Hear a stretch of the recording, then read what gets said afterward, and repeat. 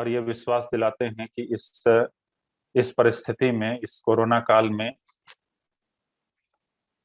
जिस चीज की जरूरत है, जिस चीज की आवश्यकता है, जो गुरुदेव कहते थे कि बेटा आने वाला समय जो है वो, जो अभी आप सुन रहे थे कि युग बदलेगा, हम बदलेंगे तो युग बदलेगा, वो कहीं ना कहीं विचार क्रांति के माध्यम से वो होने वाला है।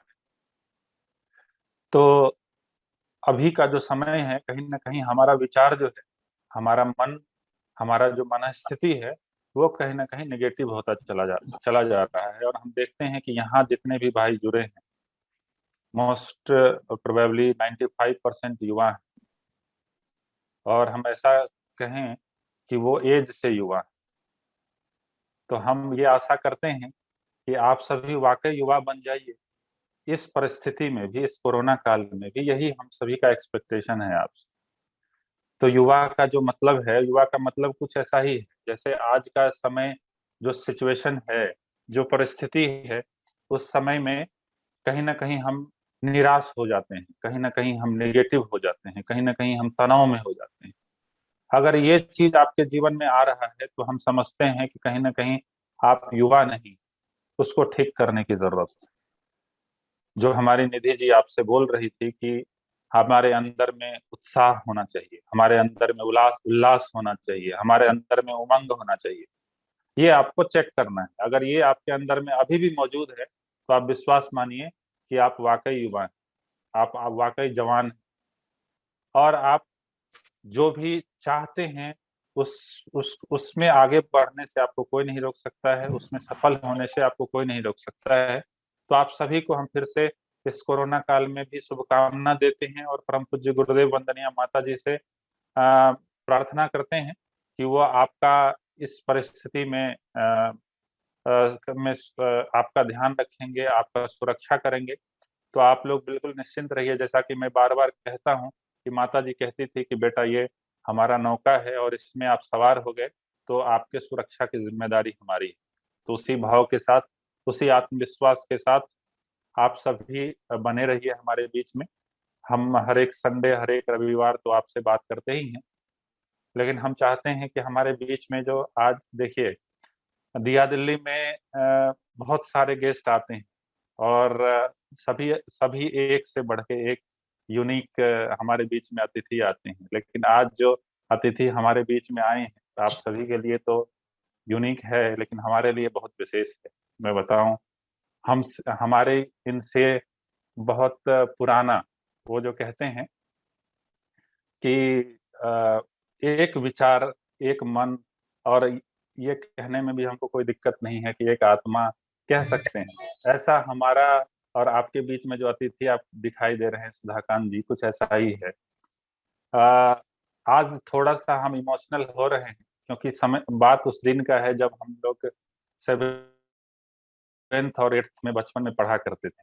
देखिए क्या महिमा होती है। गुरुदेव कहते हैं कि बेटा जब तुम गर्भ में थे, उस समय तुम्हारा हमने पूरे जीवन का मैप बना दिया था, पूरे जीवन का नक्शा बना दिया था कि तुमको कहाँ जाना है, कैसे करना है। हाँ, ये बात अलग है कि वो हमारे मन में आना चाहते हैं और हम घुसने नहीं देना चाहते हैं, तो बात अलग है। तो कुछ ऐसा ही संयोग जो है हमारे बचपन में ऐसा हुआ था कि जिस गांव में हम रहते थे, उस गांव में सुधाकांत जी रहते थे। और हम लोग जो है, हमारा जो संपर्क, हमारे फैमिली का संपर्क, हम दोनों के फैमिली का संपर्क पहले से था, लेकिन सुधाकांत जी से उतना नहीं था हमारा। लेकिन जब स्कूल गए तो मिलना हुआ, एक विचार मिला, और धीरे धीरे उस समय से ही कहीं ना कहीं हम लोग पॉजिटिव बातें करना, कुछ बड़ा करना, ऐसा चिंतन हम लोगों का चलता था। और वो दिन है और आज का दिन है, वाकई ये बहुत कम ही लोग ऐसे सौभाग्यशाली होते हैं कि उनको अच्छे मित्र मिल पाते हैं। मित्र तो आज बहुत सारे मिलते हैं, फ्रेंड्स तो आज देखते हैं फ्रेंड्स की कमी नहीं, अलग अलग टाइप में फ्रेंड्स को जो है डिस्टिंग्विश किया किया गया है। कोई कहते हैं हमारे पास गर्ल फ्रेंड है, कोई कहते हैं बॉय फ्रेंड है, कोई कहते हैं फ्रेंड है। सबको अलग अलग तरीके से बताया गया है, लेकिन वाकई हम समझते हैं कि हमारा बहुत बड़ा सौभाग्य है कि हमको सुधाकांत ऐसा मित्र मिला। और इतना ही नहीं, वो कहते हैं ना कि आपको अगर संगत अच्छा मिलता है तो वाकई आपका जीवन बदल जाता है। हमारे साथ कुछ ऐसा ही हुआ। जब हम लोग साथ में फिर जब पटना में गए थे और जब गायत्री परिवार से जुड़ने का हमको मौका मिला था, तो मैंने सबसे पहले किसी को इन्फॉर्म किया तो अपने मित्र सुधाकांत को मैंने इन्फॉर्म किया कि वाकई हमारा सौभाग्य है कि हम लोगों को जुड़ने का ऐसा ऐसा मौका मिला है। तो ये हमको समझाने आए कि नहीं नहीं, अरे वो बाबाओं के चक्कर में क्या पढ़ रहे हो, ये पूजा पाठ के चक्कर में नहीं पढ़ना है, अभी पढ़ाई लिखाई का समय है। ये चूंकि आप लोगों के साथ भी होता है इसलिए मैं बता रहा हूँ, आपके साथ भी ये घटित होता होगा कि जब आप कोई अच्छे चीजों में जुड़ते हैं तो लोग 5 आदमी आपको समझाने आते हैं कि अरे नहीं नहीं, ये क्या कर रहे हो, ये पढ़ने लिखने का समय है, कुछ अच्छा करने का समय है, ये बाबा लोग तुमको फंसा देंगे। तो ऐसा ही जो है हमारे मित्र होने के नाते इनकी जिम्मेदारी थी, और बहुत दूर से बेचारे जो है हमको आए समझाने के लिए कि नहीं ये गलत। तो मैंने कहा ठीक है, हम तुम्हारा बात मानेंगे, कभी काटेंगे नहीं, लेकिन एक बात, आप मेरे साथ चलो। और जब हम इनको लेके गए तो हम समझते हैं कि हम शायद पीछे रह गए, ये आगे बढ़ के जो है गुरुदेव का जो वो कहते हैं ना कि बेटा हमारे सिद्धांत का, हमारे अंश को अगर तुमने एक अंश भी अपने जीवन में उतार लिया तो तुम्हारा जीवन धन्य होता हुआ चला जाए। और कुछ ऐसा ही हुआ। अगर मैं मानता हूं, मैंने कभी बोला नहीं सुधाकांत को आज तक, लेकिन मैं ऐसा मानता हूं कि जब हमारा मोटिवेशन लेवल कम होता है, तो आप देखते हैं कि आप सभी को मोटिवेट करने के लिए आते हैं, लेकिन आप यही सोचिए कि हमारा भी तो कम होता होगा। जब हमारा मोटिवेशन लेवल कम होता है तो हम लोग, हमारी टीम है पूरी उस समय की, तो हम लोग सुधाकांत जी के पास जाते हैं, हम लोग फोन करते हैं, कॉन्फ्रेंस में लेते हैं, वीडियो कॉन्फ्रेंसिंग करते हैं और इनको बोलते हैं कि अरे बहुत डिमोटिवेट फील कर रहे हैं, आप बताओ क्या करना है। तो ये जो है गाइड करते हैं। और इतना ही नहीं, जब हम लोग गुरुदेव का साहित्य पढ़ते थे तो क्या होता था कि हम लोग प्रयास करते थे कि इसको अपने जीवन में कैसे इंप्लीमेंट किया जाए। ठीक है, मतलब जैसे हम लोग भी पढ़ते हैं और किस तरह से इसको इग्नोर कर देते हैं जनरली, वो हम बताना चाह रहे हैं कि किस तरह से हम लोगों का चिंतन होता था और उसको हम लोग अपनाते थे अपने जीवन में। एक बार की बात है, हम लोगों ने चेतना की शिखर यात्रा गुरुदेव का जो जीवन है वो पढ़ रहे थे, तो हम दोनों आदमी डिस्कस करते थे, हम दोनों आदमी रूम पार्टनर थे। तो उसमें देखे गुरुदेव ने लिखा है कि 8 बजे सुबह, 8 बजे रात में सो जाते थे और 12 बजे रात में उठ जाते थे। और उन्होंने ऐसा साइंटिफिक उन्होंने बताया कि 12 बजे रात के जो पहले का नींद है 1 घंटे का, वो 12 बजे के रात के बाद का 2 घंटे के नींद के बराबर हो। तो हम लोगों ने सोचा कि नहीं नहीं, आज ही से इम्प्लीमेंट करते हैं। और फिर क्या हुआ कि हम लोगों ने जो है 1 बजे रात से उठना शुरू कर दिया और वो कंटिन्यू रहा। और अलार्म भले से 1 बजे लगता था, लेकिन नींद हम लोगों की 12 बज के 55 मिनट में खुल जाती थी। और हम लोग पढ़ाई करते थे, ध्यान, योग, प्राणायाम, और प्रॉपर जो है जो गुरुदेव के कहने को बहुत सारी बातें हैं, लेकिन हम उतना डिटेल में नहीं जाएंगे। कहने का मतलब एक ही है, इसका निचोड़ एक ही है कि बहुत भाग्य से ही जो है कोई अच्छे मित्र मिल पाते हैं, तो वाकई हमारा सौभाग्य है। और इतना ही नहीं, आप सभी का भी सौभाग्य है। हम अगर कहना चाहें तो वाकई आप सभी का सौभाग्य है कि लेक्चर देना एक अलग बात होता है, भाषण देना एक अलग बात होता है, लेकिन अगर आप अपने जीवन में उतारते हैं, मुंह की बात मुंह तक जाती है, हृदय की बात हृदय तक जाती है, और चरित्र की बात चरित्र तक जाती है। तो कुछ ऐसा ही है हमारे सुधाकांत जी के बारे में। तो बहुत कुछ निधि जी ने बताया आप सभी को, लेकिन हम मानते हैं कि वाकई आज जो सुनने को आपको मिलेगा वो हृदय की बात है उनकी, और आप तक हृदय तक पहुंचेगा। तो हम इसी के साथ उनको हृदय से हम आमंत्रित करते हैं कि वह हमारे बीच में आए, और हमारे जो साथी हैं, हमारे जो युवा भाई हैं, उनका उनको मार्गदर्शन करें कि इस वाकई इस पैंडेमिक में कैसे अपने आप को संतुलित बनाए रख सकते हैं, और आगे के लिए भी हम अपनी तैयारी कर सकते हैं। सुधाकांत जी। तो धन्यवाद दिया दिल्ली। और कृपया हम यही निवेदन करेंगे आप लोगों से कि मुझे चीफ गेस्ट न बोला जाए। मैं कोई चीफ गेस्ट नहीं हूँ, मुझे लगता है कि मैं दिया दिल्ली का एक पार्ट हूँ। और हम लोग बस गुरुदेव के अंग अवयव में से हैं। और ये मेरा सौभाग्य है कि आप लोगों के बीच आने का मौका लगा, और हम हमेशा दिया दिल्ली के कार्यों के बारे में हमेशा सुनते रहते हैं, देखते रहते हैं। मनीष से बात होती है, और दिया दिल्ली के उत्साह को देख करके कई बार अंदर से लगता है कि जैसे हम लोग का याद है कि जब कभी पटना में कभी अगर डिमोटिवेट होते थे तो हम लोग जाते थे जो छोटे बच्चे हैं जो जुड़े हुए हैं, जो हम लोगों से जूनियर होते थे, जो जुड़े हुए थे अपने गायत्री परिवार। तो उससे बेनिफिट क्या होता था कि बेनिफिट ये होता था कि हम लोग के अंदर एक उत्साह बनता था कि देखो कितने डिवोशन से जुड़ा है। तो दिया दिल्ली हमेशा हमारे अंदर डिवोशन, हमारे अंदर एक मोटिवेशन देने का काम करता है। और हमको आप अपने बीच का एक भाई समझिए। और हम कोई भी प्रवचन देने नहीं जा रहे हैं, हम लोग बस आज एक वार्ता करेंगे, बातचीत करेंगे। क्या है आज की पैंडेमिक और थर्ड वेव फोर्थ वेव को एक तरफ रख दीजिएगा। बस हम लोग बातचीत करेंगे कि गुरुदेव के परिप्रेक्ष्य में जो गुरुदेव ने कहा है, कैसे हम अपने आप को स्वस्थ रखें, कैसे अपने रोग प्रतिरोधक क्षमता को बढ़ाएं। तो इसको हम शुरू करने से पहले हम एक छोटा सा ध्यान करेंगे। तो आप सभी से निवेदन है कि आप सभी जहां भी बैठे हो, आप सभी कमर सीधी करके बैठ जाएं। बस एक छोटा सा हम लोग 5 मिनट का ध्यान करते हैं। कमर सीधी करके बैठें।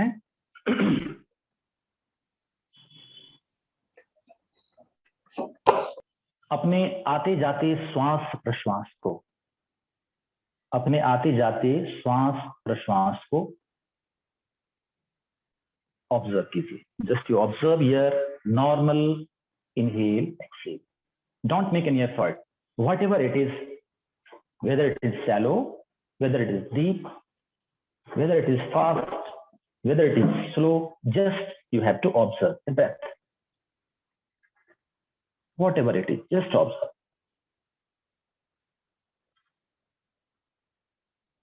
आपके मन में बहुत सारे विचार चल रहे होंगे। किसी भी विचार से लड़ना नहीं है। विचार आ रहा है, विचार जा रहा है। Let the thoughts flow freely in your mind. Keep on observing your breath. Keep on observing your breath. Keep your one palm at your abdomen and one palm at your chest. एक हाथ को अपने पेट पे रखिए, एक हाथ को अपनी छाती पे रखिए। कंधा बिल्कुल रिलैक्स रहेगा। माफ कीजिएगा, बीच बीच में कुछ हम इंग्लिश अगर बोल रहे हो तो हमारी अभ्यास यहाँ पे कुछ इंग्लिश बोलने की हो गई है, तो हम दोनों बोलने का प्रयास करेंगे। So keep your shoulder relaxed. Your chin should be down. Your chin should be down. अपने चिन को थोड़ा नीचे कर लें।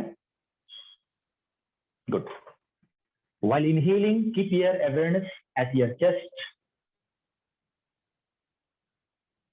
While exhaling, keep your awareness at your abdomen. सांस लेते हुए अपने ध्यान को अपने छाती पे लाइए। सांस छोड़ते हुए अपने ध्यान को, अपने अवेयरनेस को अपने पेट पे लाइए।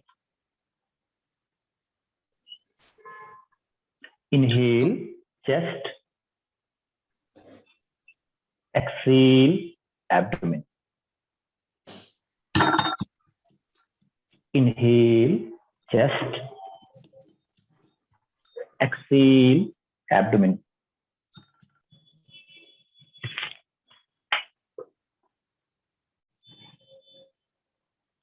धीरे से अपने हाथ को नीचे गिरा लीजिए, हाथ को ड्रॉप कीजिए।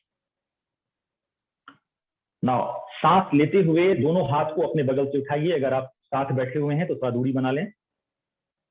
दोनों हाथ को उठाइए, अपने अंगुली को ऐसा लॉक करेंगे और ऊपर ऐसे स्ट्रेच कीजिए, खींचिए ऊपर की ओर और यहाँ पे होल्ड कीजिए। 1 2 3 4।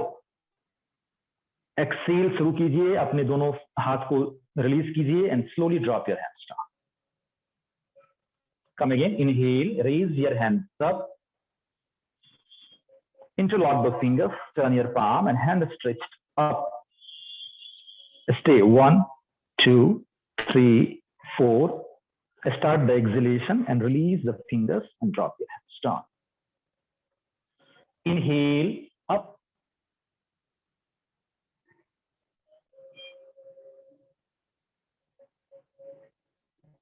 Exhale, slowly release the hands and drop. Come again. Inhale up.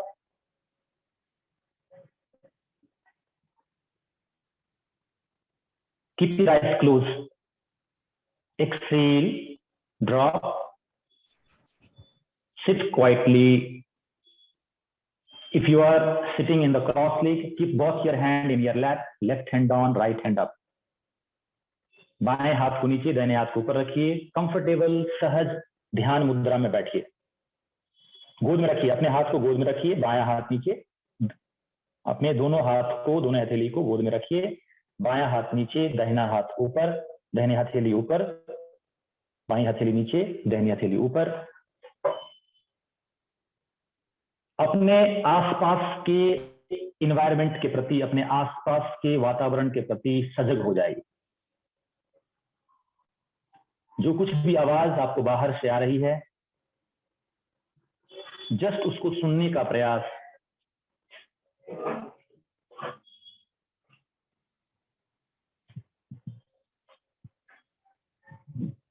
कुछ दिमाग नहीं लगाना है, कुछ भी आपको इंटेलेक्चुअलाइज नहीं करना है, जस्ट आपको सुनना है। जो भी आवाज आ रही है उसको, उसके अपने ध्यान को केंद्रित कीजिए।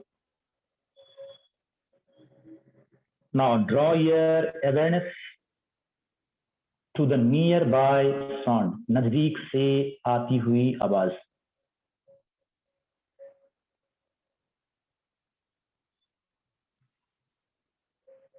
जहां आप बैठे हैं सबसे नजदीक आती हुई आवाज। कमर सीधा रहेगा, कंधा रिलैक्स रहेगा।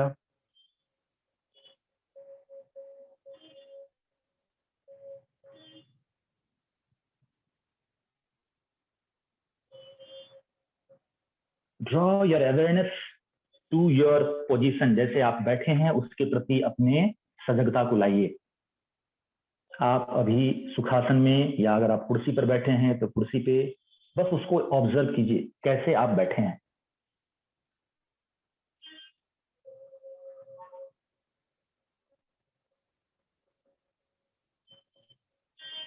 Aware for the contact of the mat, bed, chair, जिससे भी आप बैठे हैं, और आपके बॉडी का contact.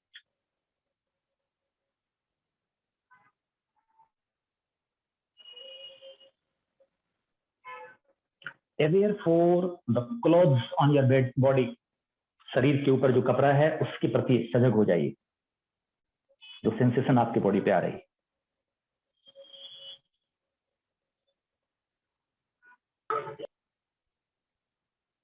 The light falling on your eyes, सजग हो जाइए। Your teeth should be apart.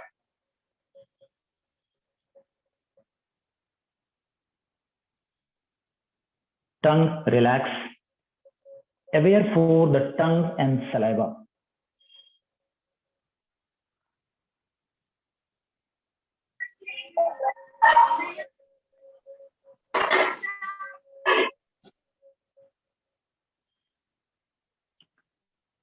Aware for your breath at your nostril. The cool air touches the nostril with inhale. Warm air come out the nostril with exhale.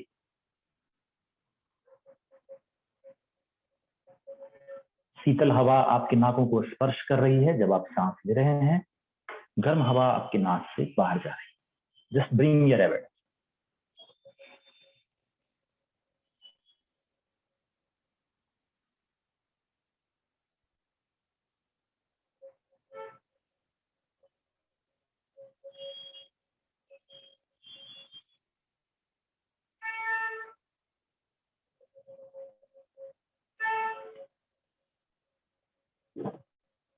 Now, as you inhale, bring your awareness, your chest expand in all the dimensions, your abdomen getting bulge, your abdomen rises up, but don't force, just it's very normal, you are aware, you are not making any effort. As you exhale, your lower abdomen contracts, your chest get relaxed. सांस लेते हुए आपकी छाती फूलती है, आपका पेट का ऊपरी हिस्सा थोड़ा सा ऊपर उठता है। जब आप सांस छोड़ते हैं, पेट का निचली हिस्सा कॉन्ट्रैक्ट करता है नेवल के पास, चेस्ट आपका रिलैक्स हो जाता है। हर एक श्वास प्रश्वास को गिनिए, 17 से लेकर के 1 तक उल्टी गिनती करनी है। 17 इनहेल, 17 एक्सहेल, 16 इनहेल, 16 एक्सहेल, ऐसा कीजिए।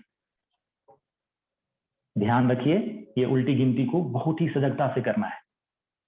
The movement you forget, you have to start again. So be conscious. 17 to 1, the reverse breathing. Reverse counting. Inhale, 16, exhale, 16.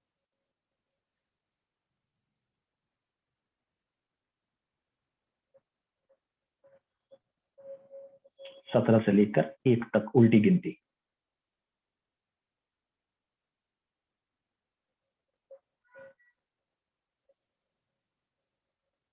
सजग रहिए। सजगता के साथ इस ब्रीदिंग को काउंट कीजिए। इनहेल में चेस्ट आपका एक्सपेंड हो रहा है, एब्डोमेन राइज हो रहा है। एक्सहेल में आपका एब्डोमेन कॉन्ट्रैक्ट हो रहा है, आपका चेस्ट रिलैक्स हो रहा है।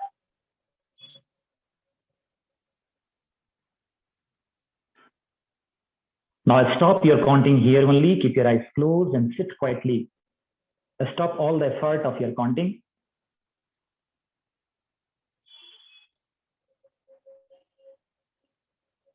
हम यहाँ से एक रेजोल्यूशन, एक संकल्प, सब संकल्प दोहरा रहे हैं। आपको मन ही मन वो दोहराना है। यहाँ से जो सब संकल्प हम दोहरा रहे हैं उसको मन ही मन दोहराना है, आपको बोलना नहीं है।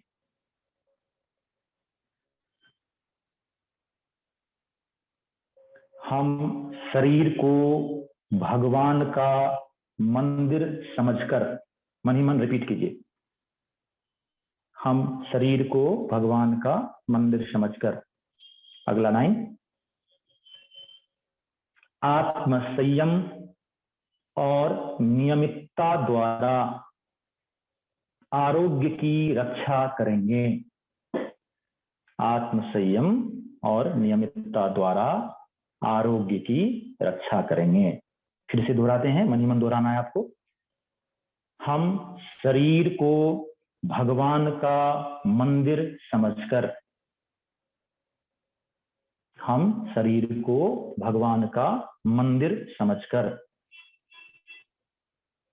आत्म संयम और नियमितता द्वारा आरोग्य की रक्षा करेंगे। और नियमितता द्वारा आरोग्य की रक्षा करेंगे। एक बार और दोहराएंगे। हम शरीर को भगवान का मंदिर समझकर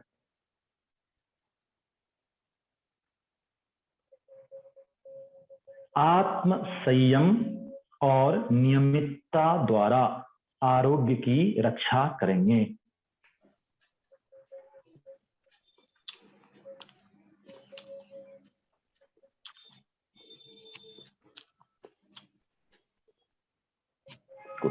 ऐसे ही सहजता के साथ बैठे रहिए। 1 मिनट के लिए ऐसे ही बैठे रहिए, शांत बैठे रहिए, कोई टेंशन नहीं बॉडी में, एकदम कंफर्टेबल बैठे रहिए।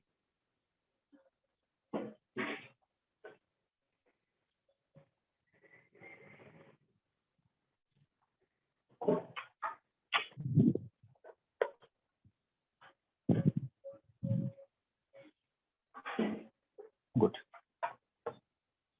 नाउ रब योर palm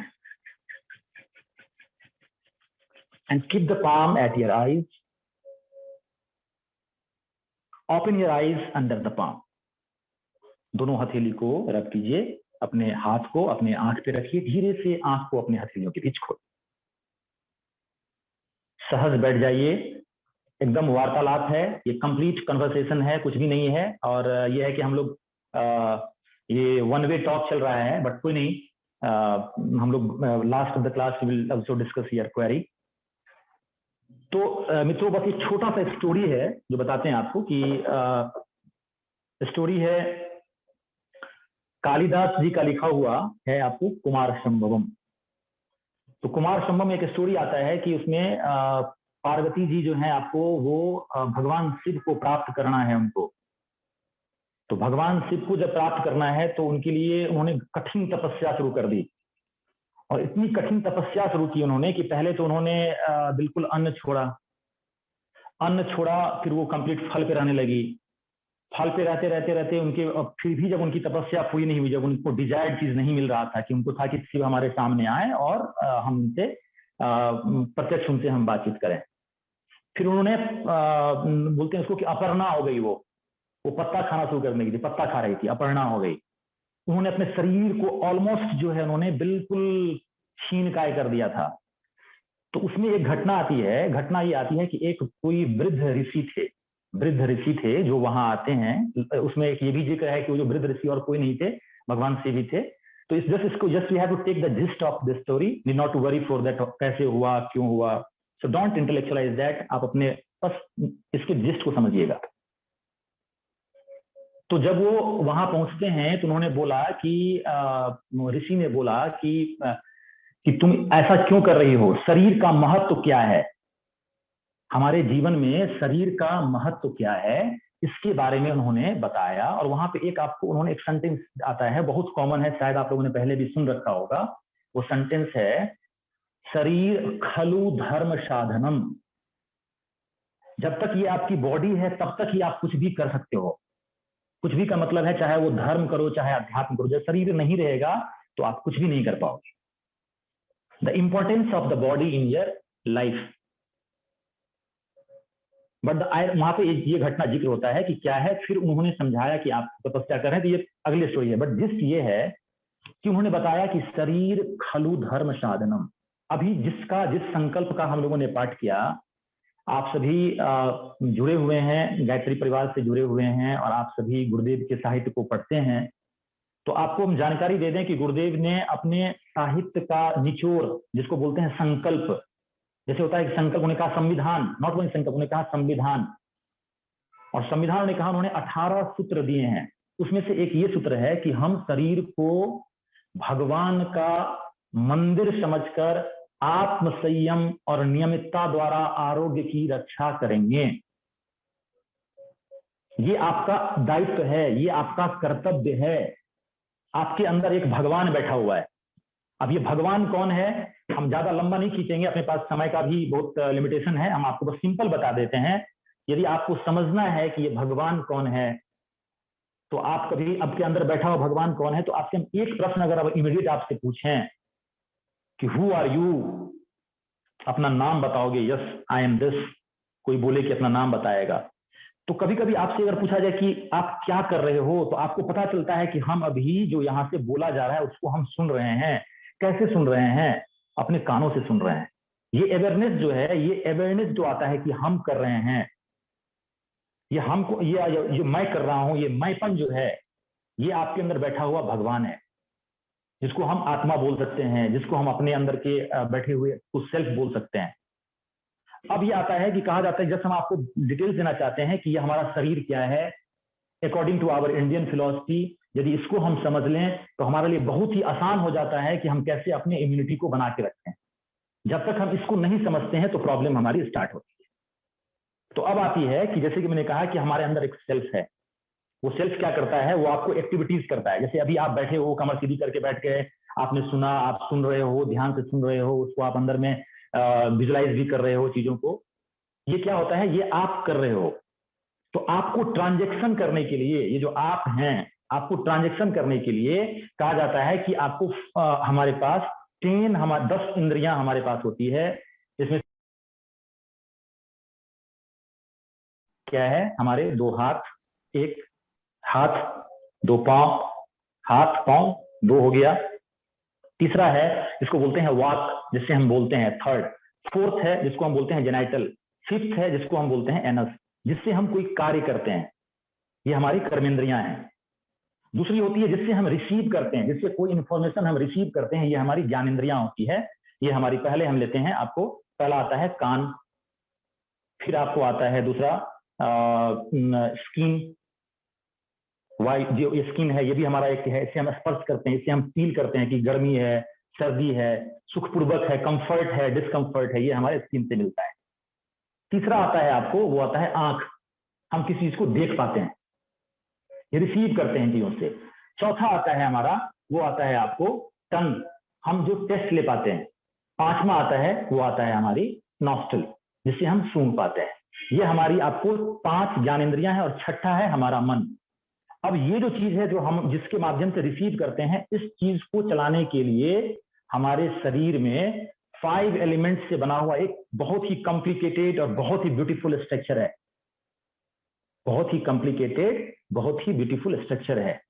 बहुत सारे सिस्टम अंदर पड़े पड़े हैं। क्या सिस्टम है आपके अंदर?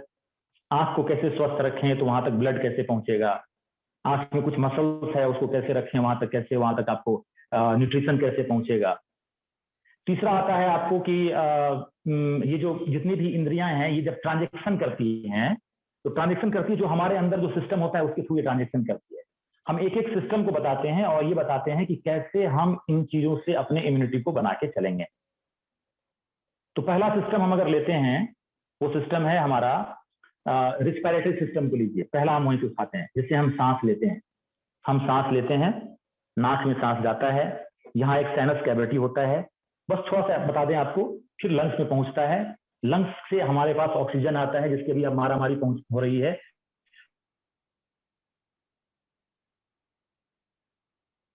वहां से ऑक्सीजन निकलता है और वो ऑक्सीजन हमारे ब्लड के थ्रू होता है। ये आपको एक मोटा मोटी आपका सिस्टम है, वो सिस्टम है आपका डाइजेस्टिव सिस्टम। क्या नहीं खा रहे हैं उसका बहुत बड़ा इंपॉर्टेंस है। आप मुंह में खाना डालते हो, चबाते हो, आपके अंदर जाता है, वो डाइजेस्ट होता है। डाइजेस्ट होने के बाद उससे रस, रक्त, ये हम बोलते हैं कि 7 तरह की धातुएं बनती हैं। रस बनता है, रक्त बनता है, मांस बनता है, मज्जा बनता है, अस्थि बनती है, शुक्र बनता है। ये सारी चीजें आपके बॉडी में बनती है। फिर क्या होता है कि आपकी जितनी भी इंद्रियां हैं, जैसे आपका हाथ है वो स्ट्रांग रहे, आपका आइज आपका स्ट्रांग रहे, आपका कान ऐसा रहे जिससे आप सुन पाए, आपके लेग स्ट्रांग रहे, आपके बॉडी में स्ट्रेंथ रहे। ये सारी चीजें आपको इन सिस्टम से आती है। एक और सिस्टम है जिसको हम बोलते हैं एक्सक्रीटरी सिस्टम, जो कि हमारे अंदर के टॉक्सिन्स को बाहर निकालता है। ये आप लोग बेहतर जानते होंगे, इससे ज्यादा डिस्कस करने का नहीं है, एनाटॉमी हम नहीं पढ़ा रहे हैं, बट चलो ठीक है, आपको एक नॉर्मल वे बता दिया कि हमारे इस तरह से कई सारे सिस्टम है, नर्वस सिस्टम है, आपके और कई सारे सिस्टम आपके अंदर होते हैं। बट प्रश्न ये आता है कि क्या हमारे शरीर में सबसे इंपॉर्टेंट क्या है? क्या है जो हमारे शरीर में सबसे इंपॉर्टेंट है? किसी से पूछा जाए कि आपके लिए जीवन निर्वाह के लिए सबसे इंपॉर्टेंट चीज क्या है, तो आपकी तरफ से जो जवाब आएगा वो ये आएगा कि शायद कोई बोले कि हमारे लिए खाना बहुत जरूरी है। थोड़ा सा और अगर माइन्यूटली अगर हम जाएं तो हम देखते हैं कि खाने के साथ साथ हमारे लिए और क्या जरूरी है। तो हमारे लिए आपको पानी भी बहुत जरूरी है, और माइन्यूटली अगर जाएं तो हमारे लिए हवा भी बहुत जरूरी है। लेकिन थोड़ा सा और आप गंभीरता से सोचेंगे, जिसके बिना हमारा जीवन ही नहीं चल सकता है, जिसके बिना हमारा जीवन ही नहीं चल सकता है, वो क्या है? जिसके बिना हमारा जीवन ही नहीं चल सकता है वो क्या है? अगर आप देखोगे कई सारे ऐसे लोग होते हैं जो कि कुछ देर तक आपको बिना खाने के रह सकते हैं। कई लोग जैसे फास्टिंग करते हैं तो आपको 1 दिन 2 दिन 3 दिन बिना खाए भी रह सकते हैं। कई लोग बिना पानी के भी कुछ घंटे, इवन कि कुछ दिन तक रह लेते हैं। कई लोग बिना हवा के भी रह लेते हैं। हवा नहीं मिल रही है फिर भी बिना हवा के रह लेते हैं लोग। मतलब आपको या तो 1 मिनट 2 मिनट 3 मिनट 4 मिनट तक तो फिर तो किसी के पास होती है कि लोग रह सकता है। बट सबसे इंपॉर्टेंट कंपोनेंट जो है वो है प्राण का कंपोनेंट। अगर आपके शरीर से एक क्षण के लिए प्राण निकल जाए, एक क्षण के लिए प्राण निकल जाए, तो आप द मूवमेंट योर प्राणा विल गो आउट, आप निष्प्राण कहलाओगे, आप डेड कहे जाओगे, आप डेड कहे जाओगे। और अपने यहाँ अपने जितने भी आपको ये है, इसलिए कहा गया कि प्राण जो है सबसे इंपॉर्टेंट चीज है। और प्राण अगर शरीर में नहीं रहे तो हमारे अंदर कई तरह की प्रॉब्लम आती है। और ऐसा कहा गया है अपने आयुर्वेद में, ऐसा कहा गया है अपने यौगिक ग्रंथों में कि हमारे शरीर में 72,000 प्राण के चैनल्स हैं जिसके थ्रू आपको प्राण जाती है, जिसके अंदर प्राण का फ्लो होता है। अगर सपोज आपका लंग्स काम नहीं कर रहा है तो इसका मतलब है कि आपके अंदर प्राण का संचार आपके लंग्स तक नहीं जा रहा है। तो आप बोलोगे नहीं, हम तो हवा ले रहे हैं, हम तो ब्रीदिंग कर रहे हैं, तो ये प्राण का क्या चीज है? ये प्राण कहां से आ गया? तो प्राण मित्र वो है जो आपके लंग्स को मूव करता है। आप बोलोगे ये क्या हुआ? हवा तो हम लेते हैं, लेकिन ये लंग्स को कौन मूव करता है? आपकी आंखों को जो ब्लिंक करता है वो प्राण है। आप देखते होंगे एक पेड़ है जिसके अंदर वो ग्रोथ कैसे हो रहा है, उसके अंदर जो डेवलपमेंट हो रहा है वो उसके अंदर का प्राण है। प्राण क्या है? तो गुरुदेव ने कहा है इसके ऊपर में, प्राण के ऊपर में, कि प्राण जो है जैसे हवा जब चलती है तो हवा में ऑक्सीजन होता है, लेकिन हवा की जो गति है वो प्राण है। जब आप खाना खाते हो तो खाने में क्या होता है, खाने में भी प्राण होता है। अब ये प्राण क्या होता है, जब द मूवमेंट आपका प्राण कम हो जाएगा, आप देखो आज के समय में क्या हो रहा है कि लोग इतने परेशान हो रहे हैं, ऑक्सीमीटर लगा लगा करके लोग आपको नाप रहे हैं कि कितना ऑक्सीजन का लेवल है। किसी का 90 है, किसी का 95 है, किसी का 85 है, किसी का 75 है, लोग भाग रहे हैं ऑक्सीजन के लिए। लेकिन जब तक आप इस बात को नहीं समझेंगे कि आपके अंदर यदि प्राण की मात्रा सही रहेगी, मैं आपको अपने एक्सपीरियंस से और लिए गए आगमों से, गुरुदेव के रेफरेंस से मैं आपको बताना चाहता हूं कि यदि आपके अंदर प्राण की मात्रा प्रचुर रहेगी तो मित्रों कभी भी आप न तो कभी रोगी बनेंगे, न तो कभी आप मानसिक रूप से परेशान होंगे, हमेशा आप स्वस्थ बने रहेंगे। आपको हम छोटा सा एक एग्जाम्पल देते हैं। आपको अगर खाना नहीं दिया जाए 2 दिन तो क्या होता है, आपका शरीर कमजोर बन जाता है, आपको लगता है कि कुछ चीज का अभाव है। हम बहुत मोटा मोटी जानकारी दे रहे हैं समय के कारण, फिर कभी हम लोग डिस्कस करेंगे और डिटेल्स में, बट आपको ये बता दें कि प्राण के सोर्स क्या है,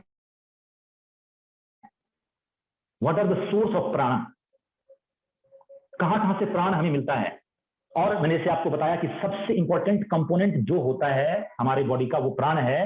तो भगवान हम पे इतनी कृपा कर रखा है, हमारे ईश्वर ने हम पे इतनी कृपा कर रखी है कि जो हमारे लिए आवश्यक है, आप देखो आपके लिए क्या आवश्यक है, घर आवश्यक है कि कपड़ा? आपके लिए घर आवश्यक है या कपड़ा? तो आप कहोगे सर घर से ज्यादा आवश्यक तो कपड़ा है। तो यदि घर से ज्यादा आवश्यक कपड़ा है तो भगवान ने आपको कपड़े की मात्रा प्रचुर में दे रखी है। घर एक ही होता है बट कपड़ा आपके पास कम से कम 10-20 तो होंगे। अब आप बोलोगे कि कपड़े से ज्यादा आवश्यक क्या है? सर खाना आवश्यक है, खाना नहीं मिलेगा तो कैसे होगा? तो आप देखो खाने की मात्रा, बोड़े बोड़े भर आपको अनाज रहते हैं घर में रखे हुए, कितने सारी चीज प्रचुर मात्रा में है। अब आता है कि क्या खाने से जरूरी क्या है। देखो प्रकृति, हम ये बताना चाहते हैं कि प्रकृति में जो प्रचुरता में है वो आपको प्रकृति ने दे रखी है। दूसरा आता है कि हमारे पास पानी है हमारे लिए जरूरी, पानी मिल रहा है, हर एक जगह पानी मिल रहा है, ठीक है। हम लोग पानी खरीदते हैं बट फिर भी अन्न से अधिक मात्रा पानी की है। अभी भी पानी से भी ज्यादा आवश्यक हवा है, तो बिना कॉस्ट दिए हुए हवा आप ले रहे हो, जहां बैठे हुए हो वहां से आप हवा ले रहे हो। अब आता है कि हमने बोला कि प्राण सबसे आवश्यक है, तो गुरुदेव ने बोला है कि बेटा प्राण तो कण कण में भरा हुआ है, प्राण कण कण में भरा हुआ है, आप जहां बैठे हो वहां प्राण है। प्राण आपके संकल्प से आता है, प्राण आपके संकल्प से आता है। अब मैंने बताया कि प्राण के इंपॉर्टेंट 3 सोर्स हैं जिससे मुझे प्राण मिलता है, एक है खाना, एक है पानी और एक है आपका वायु। 3 चीज से आपके शरीर में प्राण जाता है। अब कैसे जाता है और हम क्या लेते हैं इसके ऊपर हम डिस्कस करते हैं, कैसे ये हमारे अंदर के इम्यूनिटी को बढ़ाता है। तो अब आइए कि जो प्राण है खाने से कैसे मिलता है। मुझे याद है मनीष जी ने डिस्कस किया कि हम और मनीष जो है साथ साथ रहते थे, तो हम लोग जो है गुरुदेव की एक बुक है, कभी आप लोग को मौका लगे जरूर पढ़िएगा, बिना औषधियों का कायाकल्प। एक पतली सी बुक है, बिना औषधियों का कायाकल्प। और फिर उसी का एक बृहद रूप में है, आपको जीवेम सरदा सतम बुक है, पूरी मोटी वांग में है, उसमें दी गई है। तो ये जो है बिना औषधियों का कायाकल्प, उसमें कई सारे ऐसे टिप्स दिए गए थे कि कैसे अपने प्राण शक्ति को बढ़ाएं, कैसे जो हम खाना खाते हैं उसको कैसे हम निष्प्राण कर देते हैं। आइडियली कहा जाता है, अभी अपने ही गायत्री परिवार के एक बहुत ही आपको सक्रिय, बहुत ही एक्टिव आपको अपने परिजन हैं जिनका नाम है मेवालाल पाटीदार जी। वो आपको इंदौर के पास सिंधवा एक जगह है, वहां पे अपना वो प्राकृतिक चिकित्सा का केंद्र चलाते हैं। उनके बारे में मुझे जानकारी मिली, हम उनसे मिल चुके हैं। वो आपको पिछले लगभग 25 वर्षों से आग पे चढ़ा हुआ कोई खाना ही नहीं खाते हैं। गाय का दूध, जैसे गाय दुहा गया तो उसका गाय का दूध इमीडिएट लेते हैं, कुछ फल खाते हैं, आग पे चढ़ा हुआ खाना ही नहीं खाते हैं।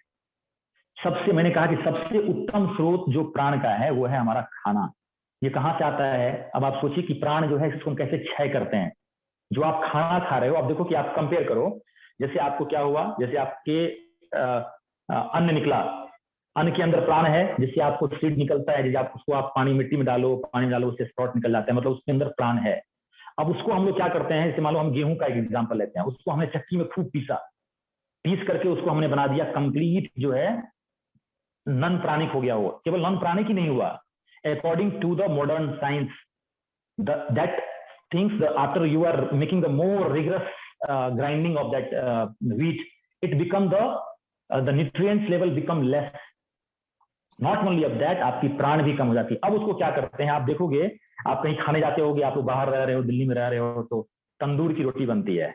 अब देखो क्या करता है, आपको पूरे जो है भयंकर रूप से आपको उसमें आग जलाया जाता है, वहां पे डाला गया और खड़ाक से निकाला गया। नॉट ओनली ऑफ दैट, आप कहीं अगर स्ट्रीट फूड खा रहे हो तो आपको आश्चर्य लगेगा कि घर में अगर आप वही चीज खाना बनाए तो आपको टाइम लगता है बनाने में, लेकिन वो इतना हाई फ्लेम करता है, हाई फ्लेम में खटाखट बनाता है और वो उसको आपके सामने सर्व कर देता है, आप भी खुश हो जाते हैं। तो आप उस समय में सोचिए कि आप अपने शरीर में क्या डाल रहे हैं, उसके अंदर कौन सा प्राण बचा। जो प्लांट है, प्लांट के अंदर एक ग्रोथ होता है, प्राण है, लेकिन मुश्किल ये है हमारे लाइफ में कि हम सीधा प्लांट को नहीं खा सकते हैं। तो उसका तरीका ये है, आयुर्वेद कहता है कि थोड़ा सा तुम उसको बॉयल कर लो, हल्का स्टीम कर लो और खाओ।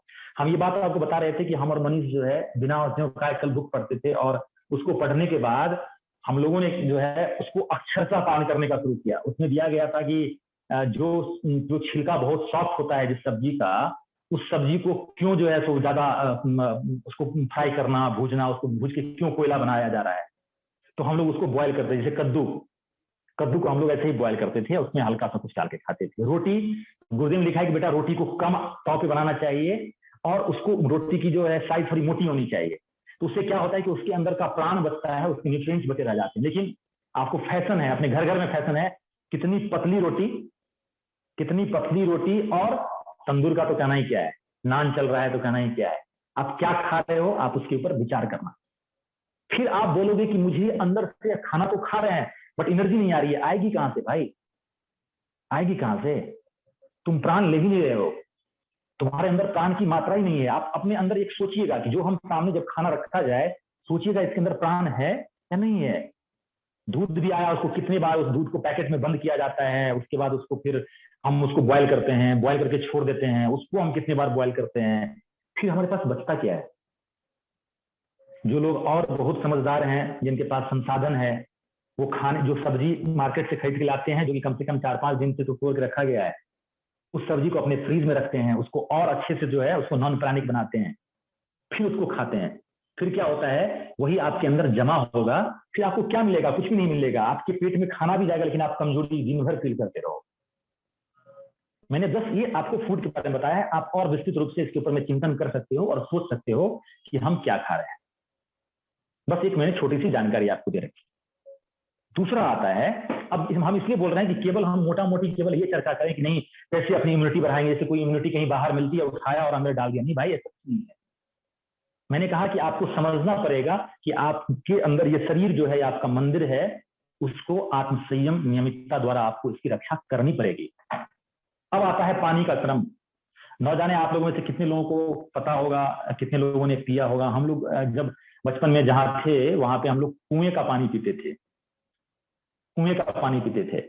और गुरुदेव का हम एक बुक पढ़ रहे थे, तो हाँ वही जीवन सरदा सतम, उसमें दिया गया है कि बेटा जो जल है, जल का जो बहाव है वही पानी होता है। कोई कहता है कि नदी स्नान करना क्यों हमारे यहाँ इतना डाला गया है कि आप जाकर के गंगा स्नान करो, फलाने दिन जाकर के किसी तीर्थ का स्नान करो, ऐसा क्यों कहा जाता है?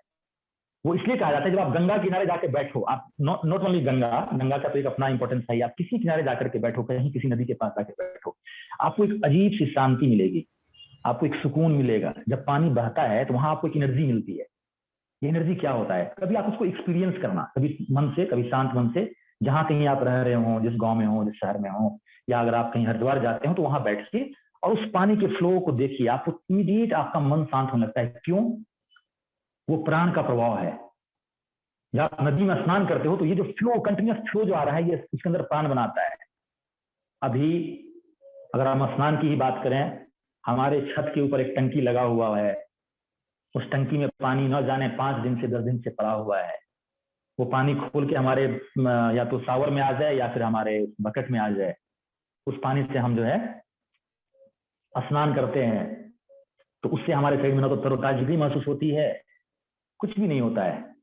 तो गुरुदेव ने एक बहुत सिंपल सा उपाय दिया, बेटा जब भी स्नान करो, अगर तुम्हारे पास ऐसा सिस्टम नहीं है नदी स्नान करने का, तो उस पानी को खूब चलाओ, उसको उसको आप रोटेट कर दीजिए, पानी को रोटेट कर दीजिए, तो आप उसका डिफरेंस दिखेगा आपको। तो हम आपको ये बताना चाहते हैं कि द मूवमेंट जो है जिस चीज में, उसमें पानी है। अब हम पानी कहाँ पी रहे हैं? कुएं का पानी तो पी नहीं रहे हैं। बोतल में पानी है, आपके घर में रखा होगा एक कैन में, उसमें से पानी आपने बोतल में रखा होगा, उसको आप पिए चले जा रहे होंगे। तो भाई उसमें भी आपका स्रोत खत्म हो गया। दो स्रोत तो आपने ऐसे ही फिल कर दिया। एक तो आपका खाना ऐसे ही आपने पूरा एकदम कोयला बना के खाया है, खूब जबरदस्त आपने उसको फ्राई किया है, दूध को खोआ बनाया और खोआ को भी खोआ बना करके उसको खाया, खोआ को कोयला बना करके खाया। रोटी खा रहे हैं या सब्जी खा रहे हैं, उसको इतना मैंने फ्राई किया है, इतना फ्राई किया है कि उसमें कुछ बचा ही नहीं, ना तो न्यूट्रिएंट्स बचा है, ना तो उसके अंदर प्राण बचा है। तो आप सोचिएगा, जब चिंतन कीजिएगा, हो सकता है कुछ इसमें से आपको काम आ जाए। बस हम एक मोटी मोटी बात बताते हैं, आप सभी लोग जानकार हैं, उत्साही हैं, बहुत अच्छी बात है, और इसको आप बस यूज कीजिएगा। कहीं कुछ क्लिक कर जाए तो सार्थक हो हमारा बोलना। फिर आपको एक स्रोत जो है, जो आपके पास सबसे एबंडेंट है, वो है आपका वायु। और हम आपसे ये रिक्वेस्ट करेंगे कि आप जो है उस स्रोत का खूब सही से उपयोग कीजिए, वायु का सही से उपयोग कीजिए। सबसे उत्तम स्रोत है आपका वायु, और वायु में प्रचुर मात्रा में प्राण भरा हुआ है, क्योंकि वायु में एकदम प्राण लहलहा रहा है। कैसे लें इस प्राण को? कैसे लें इस प्राण को? इस प्राण को लेने का सबसे उत्तम तरीका है कि आप जो है सांस जब भी लेते हो, आप अपने सांस के प्रति सजग हो जाइए, अपनी सांस के प्रति सजग हो जाइए। यही आपको प्राण के लेवल को बढ़ाएगा, आपके शरीर के प्राण के लेवल को बढ़ाएगा। कैसे सजग हो जाए? अभी आपने देखा होगा, मैंने आपको बोला कि ऑब्जर्व योर ब्रेथ, इसे मैंने आपको स्टार्टिंग में करवाया था। Observe your breath, whatever it is, whether shallow, deep, fast, कुछ भी हो उसको ऑब्जर्व कीजिए। आप एक चीज को देखेंगे कि यदि आपने अपने सांस को ऐसे रेंडमली, कभी आप पढ़ाई कर रहे हो, कुछ कर रहे हो, सडनली आप ऐसे ही रेंडमली अपने ब्रेथ को ऑब्जर्व करो। रेंडम जैसे ही आप ऑब्जर्व करोगे, आप देखोगे कि आपकी सांस 1 मिनट में 15 बार तक चल रही है। कुछ कुछ तो ऐसे महान लोग होते हैं जिनकी 20-20 बार चलती है 1 मिनट में 20-20 बार सांस चलती है। लेकिन जैसे ही अपने सांस को आप जैसे ही ऑब्जर्व करना शुरू करते हो, आपका इमीडिएट आपका सांस जो है धीरे धीरे उसकी संख्या कम होने लगती है, आपका सांस लंबा गहरा होना शुरू हो जाता है। और मैंने कहा कि हवा में प्राण है, बट उस प्राण में होता क्या है कि उस प्राण को लेने के लिए टाइम चाहिए थोड़ा सा बॉडी को। लेकिन कोई अगर हाँफ रहा है खरगोश के तरीके से, तो फिर क्या होगा? सांस आएगा जाएगा, कुछ नहीं मिलेगा, सांस आएगा जाएगा, कुछ नहीं मिलेगा। इसलिए आपकी सांस कैसी होनी चाहिए? सांस आपकी गहरी, इनहेल लंबा, इनहेल गहरा होना चाहिए, एक्सहेल लंबा होना चाहिए। आपका इनहेल डीप, एक्सहेल लॉन्गर होना चाहिए। सबसे अच्छा तरीका होता है अपने इस चीज को बढ़ाने का कि आप अपने एक हाथ को छाती पे, अगर हो सके तो अभी भी आप करके देखो, बस आपको करवाते हैं, इस चीज को आप लोग प्रयोग करके देखिएगा। Just do it, seat straight, keep your one palm at your abdomen, one palm at the chest, keep your eyes closed। अपने चिन को थोड़ा सा नीचे कर लीजिए ताकि आपका जो पीछे का स्पाइन है वो आपका अलाइन हो जाए। अब यहां पे सांस लेते हुए आपकी छाती में ऑल डायमेंशन, हर एक तरफ एक्सपेंशन हो रहा है, इसको फील कीजिए, जबरदस्ती मत कीजिए अभी आप। Your lower abdomen, your upper abdomen getting expansion. The moment you exhale, your lower abdomen contracts. Your chest get relaxed. इसको 6 बार करना है। सांस लेते हुए आपका चेस्ट एक्सपैंड हो रहा है, आपके अंदर एक डायफ्राम है छतरीनुमा, जो कि नीचे की ओर पुश होता है, जिससे आपका पेट हल्का बाहर जाता है। जब आप सांस छोड़ रहे हैं तो आपके नेवल के नीचे कॉन्ट्रैक्शन हो रहा है, आपका डायफ्राम अपने ओरिजिनल पोजीशन पे जा रहा है, चेस्ट रिलैक्स हो रहा है। Another 4 times, another 4 times. Inhale करते हुए chest expand, your upper abdomen get bulge.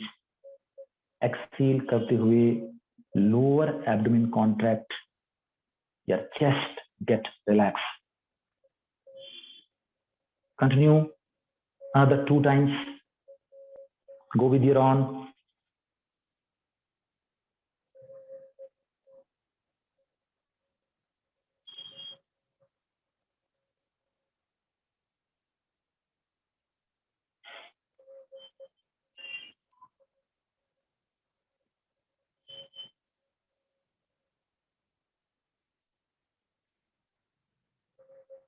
धीरे से अपने हाथ को नीचे ड्रॉप कर लीजिए।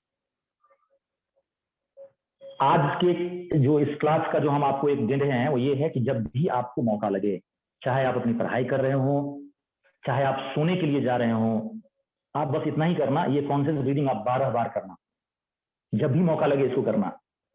बड़े बड़े टेक्निक सीखने की आवश्यकता नहीं है प्राणायाम के लिए, कि कपालभाति कैसे करेंगे, हम एक नोस्ट्रिल को बंद करके करेंगे, कि कैसे हम एक्सेल करेंगे। आप बड़े टेक्निक के पीछे नहीं जाइए।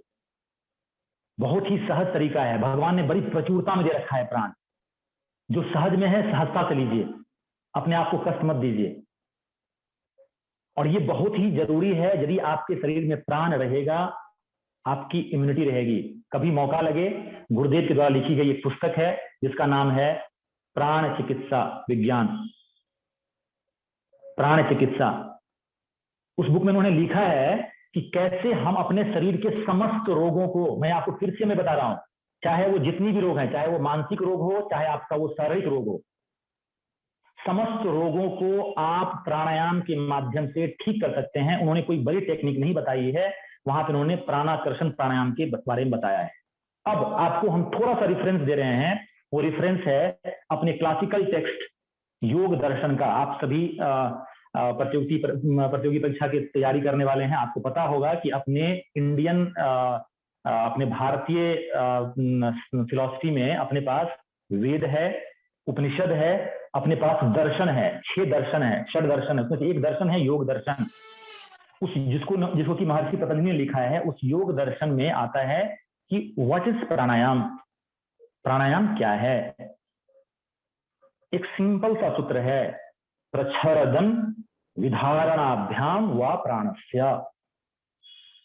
Change the breathing pattern whatever you have. जो सांस अभी चल रही है उसके पैटर्न को चेंज करना ही प्राणायाम है। बस मैं यही कहना चाहता हूं कि मित्र, प्राण की लेवल को बढ़ाइए, अपने प्राण को बढ़ाइए। प्राण बढ़ता जाएगा, आपके जीवन की सारी हारी बीमारी दूर हो जाएगी। एक सबसे बड़ी समस्या ये होती है कि हम जानते तो सब कुछ हैं, जानते सब कुछ हैं, लेकिन हमारे एक्शन में नहीं है। ये हमारे एक्शन में नहीं होता है। तो इस तरह की जानकारी को क्या बोलते हैं? इसको बोलते हैं, एक आपको बहुत ही अच्छा सा सूत्र है एक कि पुस्तकस्तु का विद्या, पुस्तकस्तु पुस्तक का ज्ञान, पर हस्तेषु का धनम।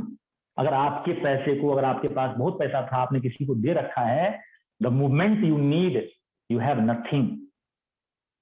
मेरे पीछे बहुत सारा बुक रखा हुआ है, लेकिन पुस्तक के ज्ञान आपके लिए कुछ कारगर नहीं है। ज्ञान उसी को बोलते हैं, ज्ञान हम उसी को बोलते हैं जो 3 स्टेज से होकर गुजरता है।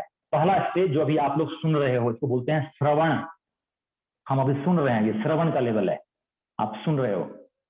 दूसरा लेवल है जिसको बोलते हैं मनन।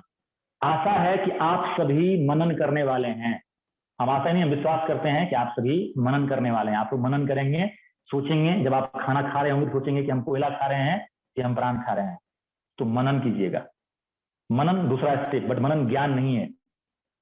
ज्ञान तब आता है, ज्ञान तब आता है जब आप इन चीजों को अपने अंदर इम्बाइब करते हो। जब कोई ध्यान करने के लिए बैठता है तो वो उसको एक विचार के ऊपर बार बार चिंतन मंथन करता है, बार बार उसको करता है, उसके अंदर वो डूबता है, उसको एब्जॉर्ब करता है। दैट्स नॉन एज द ज्ञान। आप कहां हो ये सोचिएगा। और हम एक बार और बताते हैं कि कुछ ऐसे लोग होते हैं जो विचार व्यसनी होते हैं, सुनना बहुत पसंद करते हैं बट करना नहीं पसंद करते हैं। हमें आशा है कि आप सभी इससे अलग हैं, आप सभी करने वाले हैं, आप लोग का कार्य दिखता है, आप लोग विचार व्यसनी नहीं हैं। हमने देखा है कि लोग ऐसे होते हैं जो खूब जानकारी इकट्ठा करते हैं, व्हाट्सएप से पढ़ते हैं, गूगल पे जाके सर्च करते हैं, लेकिन अपने अंदर तो कुछ आता नहीं है मामला। आप सभी कीजिएगा और आप सभी को हम एक बहुत ही इंपॉर्टेंट बात बताते हैं मित्रों कि ये जो प्राण है, इस प्राण का सबसे अच्छा स्रोत, सबसे उत्तम स्रोत कौन सा है, ये मैंने बताया। एक तो आपके पास जो है वायु है, दूसरा है जिस चीज का आप जप करते हो, जिस गायत्री का आप जप करते हो। आपको बता दें कि ये क्या है। आप कभी जो अगर आप कोई अगर फिलॉसफी वाले छात्र होंगे यहाँ पे, या कोई अगर योगा वाले छात्र होंगे, कोई जानते होंगे, एक नाम सुना होगा आपने, हिरण्यगर्भ। हिरण्यगर्भ कहा जाता है कि पूरे सृष्टि की उत्पत्ति वहीं से हुई है। आप गुरुदेव का कभी गायत्री महाविज्ञान पढ़िएगा, वहां पर उन्होंने लिखा है कि बेटा प्राण का सबसे उत्तम स्रोत जो है वो सविता है। और सविता कौन है? Savita is not the sun what we are seeing here, this sun is not a Savita. Savita जो है वो आपका वो है जो कि पूरे सृष्टि को एनर्जी देता है। जब आप मॉर्निंग में ध्यान करने के लिए बैठते हैं, आप उगते हुए सूर्य का ध्यान करते हैं, जब आप गायत्री मंत्र का जप करते हैं, तो क्या होता है, ये आपके अंदर उस सविता की ऊर्जा आती है। आप में से कितने लोगों ने एक्सपीरियंस किया होगा मुझे पता नहीं है, लेकिन अगर नहीं किया है तो हम आशा करते हैं कि अगली बार आप इसको एक्सपीरियंस कीजिएगा। अगर आपने कोई अनुष्ठान किया होगा, 9 दिन का अनुष्ठान होता है, नवरात्रि का अनुष्ठान होता है, उसमें हम लोग क्या करते हैं कि 9 दिन तक 24,000 गायत्री मंत्र का जप करते हैं और हम लोग फास्टिंग करते हैं। अगर आज अभी आप खाना ही खा रहे हो तो आपकी बॉडी में वीकनेस लग रहा होगा, लेकिन ऐसा क्यों होता है कि अनुष्ठान के समय में हमारे अंदर में वीकनेस नहीं लगता है, हमारे अंदर वीकनेस नहीं आता है? क्यों ऐसा होता है? कभी आप चिंतन कीजिए। वो वीकनेस इसलिए होता है कि जो आप गायत्री मंत्र का जप कर रहे हो तो उस समय आपके अंदर प्राण की प्रचुर मात्रा आपके अंदर आती रहती है। जब प्राण रहेगा तो फिर खाने की आवश्यकता नहीं पड़ती है। आप उतना ही नहीं, आपके चेहरे में चमक, आपके चेहरे में ओज तेज आ जाता है। वो क्या है? वो आपके अंदर का प्राण बढ़ जाता है। तो प्राण का उत्तम स्रोत गायत्री मंत्र का जप, गायत्री मंत्र का ध्यान, सविता का ध्यान करना आवश्यक है। उसको जरूर से कीजिए। और ये क्यों आवश्यक है? जब हम ये कह रहे हैं कि 3rd फेज आने वाला है, हम कह रहे हैं 50 फेज आ जाए, कितनी भी फेज आ जाए, हम आपसे यही निवेदन करना चाहते हैं कि आप फेज के पीछे मत जाइएगा। ये यथार्थ है कि कोरोना, आप ये मान के चलो कि ये कोरोना जो है आपको अपने नए नए रूप को बदल के आता रहेगा। करना क्या है आपको? करना ये है कि आप अपने अंदर के रोग प्रतिरोधक क्षमता को बढ़ाइए, आप अपने अंदर के प्राण को बढ़ाइए, आप अपने मन को हमेशा अच्छे संकल्प में रखिए। 1 मिनट पीयूष जी, कितना मेरे पास समय है? सर अभी 10 मिनट है मेरे पास, और एक्सटेंड भी कर सकते हैं क्वेश्चन आंसर सेशन के लिए। नहीं, तो 10 मिनट ले सकते हैं? Is okay 10 minute? जी जी जी जी ओके फाइन, जहां लगे मुझे बता देना, ठीक है? चलो, तो मेरा कंसर्न है कि आप कोरोना के 3rd wave, 4th wave, 5th wave में मत जाइए। आपको बचना है, कोरोना से बचना है और लोगों को बचाना है। तो हमारे पास एक ही चीज है, अपना आत्मबल, अपना प्राण। सबको बोलिए, जो भी आपके संपर्क में है, आपके घर परिवार में है, कि पहले अपने प्राण को ठीक करो। अब आते हैं थोड़ा सा खान पान के ऊपर, हम बस मोटी मोटी आपको टिप्स दे करके इसको हम कंक्लूड करेंगे, फिर आपका हम क्वेश्चन लगे, क्योंकि हमें सोचा था कुछ मन के बारे में बताएं, लेकिन समय का अभाव है। मन क्या है, कैसे मन को नियंत्रित करते हैं, छोटा मोटा टिप्स दे देते हैं। सबसे पहले जरूरी होता है कि आप जो कुछ भी कर रहे हैं, आप खा रहे हैं, यदि आप खाना खा रहे हैं या आप पानी पी रहे हैं, आप माइंडफुलनेस के साथ इन चीजों को कीजिएगा।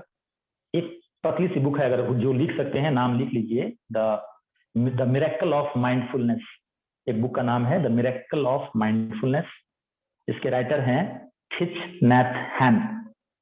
मिरेकल ऑफ माइंडफुलनेस बहुत मोटी बुक नहीं है, बहुत पतली सी बुक है, बट जो बात हम कह रहे हैं शायद उसमें आप लोगों को और एक वैचारिक बल मिलेगा। जो भी आप काम कर रहे हैं, आप उसके प्रति सजग रहिएगा। आप कर क्या रहे हैं? मैंने कहा ना कि ये आपके अंदर का जो भगवान है वो बोलता है, वो तो आपको बार बार रिमाइंड करता है कि I am doing, but you forget that. खास कि जब आप खाना खाने के लिए बैठे हैं तो आप अपने 5 सेंस ऑर्गन का यूज करें। आप कभी सोचिएगा, जब आप खाना खाने के लिए बैठते हैं तो आपको पता चलेगा कि लंबे समय से रोटी का टेस्ट क्या होता है आपको पता ही नहीं है। आपको जानकारी मिलेगी रोटी कैसा होता है पता ही नहीं है। आपको क्या पता है, आपकी सब्जी में अगर नमक की मात्रा ज्यादा हो गई या मिर्च की मात्रा, जो आपको अंदर से एक बार झकझोर देता है तो आपको हाँ यस ये टेस्टी है, या ये आपको बहुत नमकीन है, या ये है, ये पता चलता है आपको। कितनी मसाले मिली हुई हैं, वो अच्छा पका है नहीं पका है, रोटी का टेस्ट क्या होता है। हम ये घटना इसलिए बता रहे हैं, गुरुदेव का एक छोटा सा संस्मरण बताते हैं। गुरुदेव ने लिखा कि गुरुदेव के पास विट्ठल दास मोदी, शायद आपको नाम सुना होगा, ये आपको गोरखपुर के हैं, जो वहां पे एक आरोग्य धाम करके उनका एक नेचुरोपैथी का सेंटर है गोरखपुर के आसपास, कहीं गोरखपुर में ही, शायद हम गए नहीं है। तो ये आपको वो एक बार गुरुदेव से मिलने के लिए मथुरा में आए, तो उन्होंने कहा कि आचार्य जी आप ऐसा कीजिए, जैसे गुरुदेव के यहाँ जब भी कोई मिलने के लिए आता था तो माता जी खाना बनाती थी और माता जी रोटी परोसती थी। तो उन्होंने कहा कि आचार्य जी आज कोई सब्जी नहीं रखिए, आज हम लोग केवल रोटी खाएंगे। गुरुदेव ने इसको लिखा है, और उन्होंने कहा कि रोटी को चबाइए और बताइए कि रोटी का टेस्ट कैसा है। तो गुरुदेव ने बोला कि हम लोग रोटी को चबाते गए, खाते गए। तो जब रोटी को हम लोग चबाते गए तो हमने देखा कि रोटी से एक बहुत ही अच्छी सी एक मीठी सी स्वाद आ रही है, एक उसका एक अलग सा एक फ्लेवर आ रहा है। तो ये मुझे पता ही नहीं चलता है। अब क्या होता है कि आपको हम एक जो बस एनाटॉमी से जोड़ रहे हैं, जितने भी आपके कार्बोहाइड्रेट हैं आपके बॉडी के, जितने भी आपके कार्बोहाइड्रेट हैं आपके बॉडी के, वो आपका मैक्सिमम 80% जो आपका डाइजेस्ट हो जाता है आपके मुंह में। आपके ऐसे आपके नीचे गट से नीचे जाते जाते आपका जो यहीं पे उसका डाइजेशन शुरू हो जाता है। लेकिन आप देखोगे कि शायद आपके मुंह में गया और अंदर चला जाता है। फिर क्या होता है, आप अंदर मशक्कत करते हो, अंदर भारी मशक्कत करते हो। तो आप जब भी खाने के लिए बैठो तो आप ये करना कि आपके पास 5 सेंस ऑर्गन है। कौन कौन सा सेंस ऑर्गन है? एक स्पर्श करने के लिए आपका हाथ है जो टच का सेंस देता है, स्किन है। आपकी आंखें हैं जो देखता है। आपका नाक है जो सूंघता है। आपका टंग है जो आपको टेस्ट लेता है। आपका ईयर है जो सुनता है। आपके हर एक फूड का 5 सेंस होता है। आप देखोगे रोटी कुरकुरा है, रोटी कुरकुरा है या रोटी सॉफ्ट है, रोटी काली बनी है या रोटी आपको अधपकी है, या आपका आंख बोल देगा। चावल पका हुआ है, चावल कच्चा है, जैसे आप मुंह में डालोगे आपका जो है दांत बोल देगा, उसके अंदर एक अलग सी आवाज आए। उसके 5 सेंस होते हैं, हर एक फूड के 5 सेंस होते हैं। So my request is that you have to use the 5 sense while you are eating. And we have the lack of time. I will ask you that must go and read that book, How to Be Mindful While Doing Your Any Work. Any work. हम अगर खाना खा रहे हैं तो be mindful. This food is going to enrich my body. This food is going to give me the prana. इसलिए अपने यहाँ कंसेप्ट है कि खाना को हम भगवान का प्रसाद समझ के खाते हैं। ये कीजिएगा। दूसरा मित्र ये होता है कि जब भी कभी आपको लगे कि इन्फेक्शन बॉडी में है, इन्फेक्शन का जो जड़ है वो है आपका नेवल के नीचे। आप देखिए जैसे हम दिखाते हैं, ये मेरा नेवल है, इसके नीचे का ये पार्ट, यहां बोलते हैं ये रीजन जो है हमारे अपान का रीजन है। ये रीजन हमारे अपान का रीजन है। नेवल के ऊपर का जो भाग है वो हमारे प्राण, छाती में प्राण होता है। यदि अपान हमारा डिस्टर्ब हुआ, आप लोग परेशान नहीं होइए कि नाम क्या बोल रहे हैं, जाने दीजिए। कोई नाम अगर समझने कोई दिक्कत नहीं। आप ये समझिए एक तरह का वायु होता है जो नेवल के नीचे होता है, वो अगर डिस्टर्ब हुआ तो आप कई तरह के बीमारियों से ग्रसित हो जाएंगे। तो क्या करना चाहिए? मैंने आपको अभी मैंने बताया था, once you exhale your abdomen should contract. Other thing, morning में आपको ये ध्यान रखना है कि मॉर्निंग आप जब भी उठते हैं, उठ करके आप 2 गिलास गुनगुना पानी, 2 गिलास गुनगुना पानी, यदि आपका बॉडी एडजस्ट करता है तो आप उसमें थोड़ा लेमन डालिए। क्यों डालिए? आज अभी बताया जा रहा है कि आप अगर बीमारी से लड़ना चाहते हैं तो आपको विटामिन सी की मात्रा आपकी बॉडी में होनी चाहिए, जिसका एक अच्छा सा स्रोत आपका जो है वो है आपका लेमन। बट कई बार लोगों को दिक्कत भी होती है, कई लोग ऐसे होते हैं जिनको लेमन सूट नहीं करता है, तो you can just understand here limitations there. तो 2 गिलास गर्म पानी। कैसे पिए गर्म पानी? अपने अपान रीजन को दबा के पिए। जैसे आप अगर इंडियन स्टाइल वाले टॉयलेट पे बैठते होंगे, उसमें क्या होता है कि आपका नी जो है लगभग छाती के पास आ जाता है। Am I right? Am I right? Okay. Yeah. So what you have to do, you have to sit in the squatting pose. Squat करके, जैसे आप बैठते हो जो इंडियन स्टाइल वाले टॉयलेट में बैठते हो, ऐसे ही आपको बैठ जाओ। 2 गिलास पानी धीरे धीरे करके पियो। ये क्या करेगा, ये आपको आपके अपान को एक्टिवेट करेगा, और जो आपके अंदर जो अपान के कारण जो प्रॉब्लम होती है, अपान के इम्बैलेंस के कारण जो प्रॉब्लम होती है, उसको ठीक करेगा। हम कभी इसके ऊपर कभी और डिस्कस करेंगे कि कैसे हम अपान को कैसे और बैलेंस करते हैं, बट आपको बस इतना समझिए कि आप मॉर्निंग में इस कार्य को जरूर से कीजिए। दूसरा कार्य कीजिए, जब आप पानी 2 गिलास पी लेते हैं, उसके बाद आपको, शायद आपने पहले भी देखा होगा, पहले भी सुना होगा, बस उसको हम रिपीट कर देते हैं ताकि आपकी मनन के लेवल पे आ जाए, फिर आपका वो ज्ञान बन जाए। ठीक है, आप अपने हाथ को ऐसे धीरे से उठाएंगे खड़े होकर के और तारासन करेंगे। इसको आप 6 बार करेंगे। तारासन खींचेंगे हाथ को, फिर हाथ को ड्रॉप करेंगे, 6 बार खींचेंगे, ड्रॉप करेंगे, इसको तारासन बोलते हैं। दूसरा है, हाथ को स्ट्रेच करके साइड बाय बेंड करेंगे। यहाँ पे सांस भरते हुए खींचेंगे, सांस छोड़ते हुए साइड में जाएंगे, फिर सांस भरते हुए खींचेंगे, फिर सांस छोड़ते हुए साइड में जाएंगे, फिर सांस भरेंगे, धीरे से हाथ को नीचे करेंगे। ये आपका 1 राउंड हुआ, इसको 6 राउंड करेंगे। फिर एक आपको ट्विस्टिंग करेंगे सांस छोड़ते हुए। ये आपको जो है ये इसको 6 राउंड कीजिए आप मॉर्निंग में। इससे क्या होगा कि आपके लार्ज इंटेस्टाइन हमेशा क्लियर रहेंगे। दूसरा प्रॉब्लम क्या होता है कि आपको, यदि आपके लार्ज इंटेस्टाइन का ये है, जैसे आप कभी देखते होंगे, यदि आप मान लीजिए ऐसे बैठे हो घर में, आप देखो अगर कहीं आपने अगर टॉफी का रैपर खोल दीजिए और छोड़ दीजिए, तो कल तक जाके दिखेगा आपको कि आपके उस टॉफी में बहुत सारे चीटी, बहुत सारे इसमें चीटी लग जाएगा, बहुत सारा चीज कहाँ से आपके घर में था नहीं, बट कहाँ से आ गया पता नहीं चलेगा। आप अगर कोई और स्टडी करना चाहे तो स्टडी कीजिएगा। तो गुरुदेव ने तो यहाँ तक लिखा है कि बेटे कोई स्वस्थ व्यक्ति अगर है तो स्वस्थ व्यक्ति के लार्ज इंटेस्टाइन में 6 से 7 किलो तक मल भरा रहता है। तो उसके अंदर कितने तरह के बैक्टीरिया होंगे, कुछ आपको हार्मफुल हैं, कुछ आपके लिए यूजफुल हैं। तो लार्ज इंटेस्टाइन को सबसे ज्यादा क्लीन करने के ऊपर में उन्होंने बहुत बल दिया है, गुरुदेव ने बहुत ज्यादा बल दिया है। तो लार्ज इंटेस्टाइन को क्लीन करने का सबसे उत्तम माध्यम है सुबह में उसा पान करें। दूसरी सबसे इंपॉर्टेंट चीज है कि प्रकृति के साथ तालमेल बिठाना।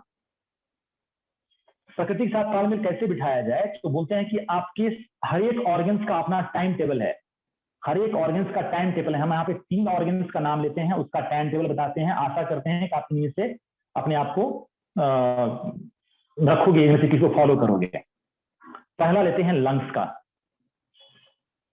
लंग्स जो है हमारे अंदर के गैसियस टॉक्सिन्स को, गैसियस एक्सक्रीशन में हेल्प करता है। तो इसको हम कैसे क्लीन करें, तो बोला जाता है कि 3 बजे सुबह से लेकर के 5 बजे सुबह का जो समय होता है, ये लंग का समय होता है।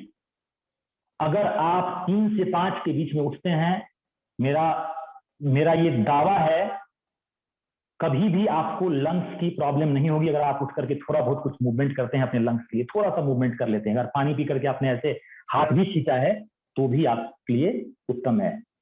दूसरा जो आपको साइकिल है वो लार्ज इंटेस्टाइन का, 5 बजे से लेकर के 7 बजे का जो टाइम है, ये है आपके लार्ज इंटेस्टाइन का टाइम। कोई भी आदमी अगर 7 बजे के बाद उठता है सुबह में, फिर वो आशा करता है कि नहीं अब हम जो है कैसे अपनी इम्यूनिटी को बनाएंगे, तो मेरा पूरा का पूरा उनको आग्रह है, निवेदन है कि कृपया कर जो है आप जिस अवस्था में है उसी को एंजॉय कीजिए, तो ज्यादा अच्छा होगा। फिर ये बकवास होती है चीजें, फिर आप किसी को ब्लेम नहीं कर सकते हो। आप कोई भी अगर छात्र जीवन में हो और आप जहां भी हो और आप 7 बजे के बाद उठते हो, the moment you get up at after 7, आपकी पूरे बॉडी में टॉक्सिन फैलेगा ही फैलेगा, उसको कोई नहीं रोकेगा। फिर आप लाख प्रयास करते रहो, आपकी 50% कोशिश वहीं खत्म हो जाती है। तो मुझे आशा है कि आप इसमें से किसको अपनाएंगे, आप देखिएगा। हम ये जरूर आप लोगों से कहेंगे कि 7 बजे के बाद कोई ना उठे। कितना पढ़ाई करते हो मुझे पता नहीं है, आप जितना पढ़ते हो खूब पढ़ो और खूब आगे बढ़ो, लेकिन हम यही कहेंगे आपको कि आप 7 बजे के बाद रूटीन रखते हो तो बहुत मुश्किल है।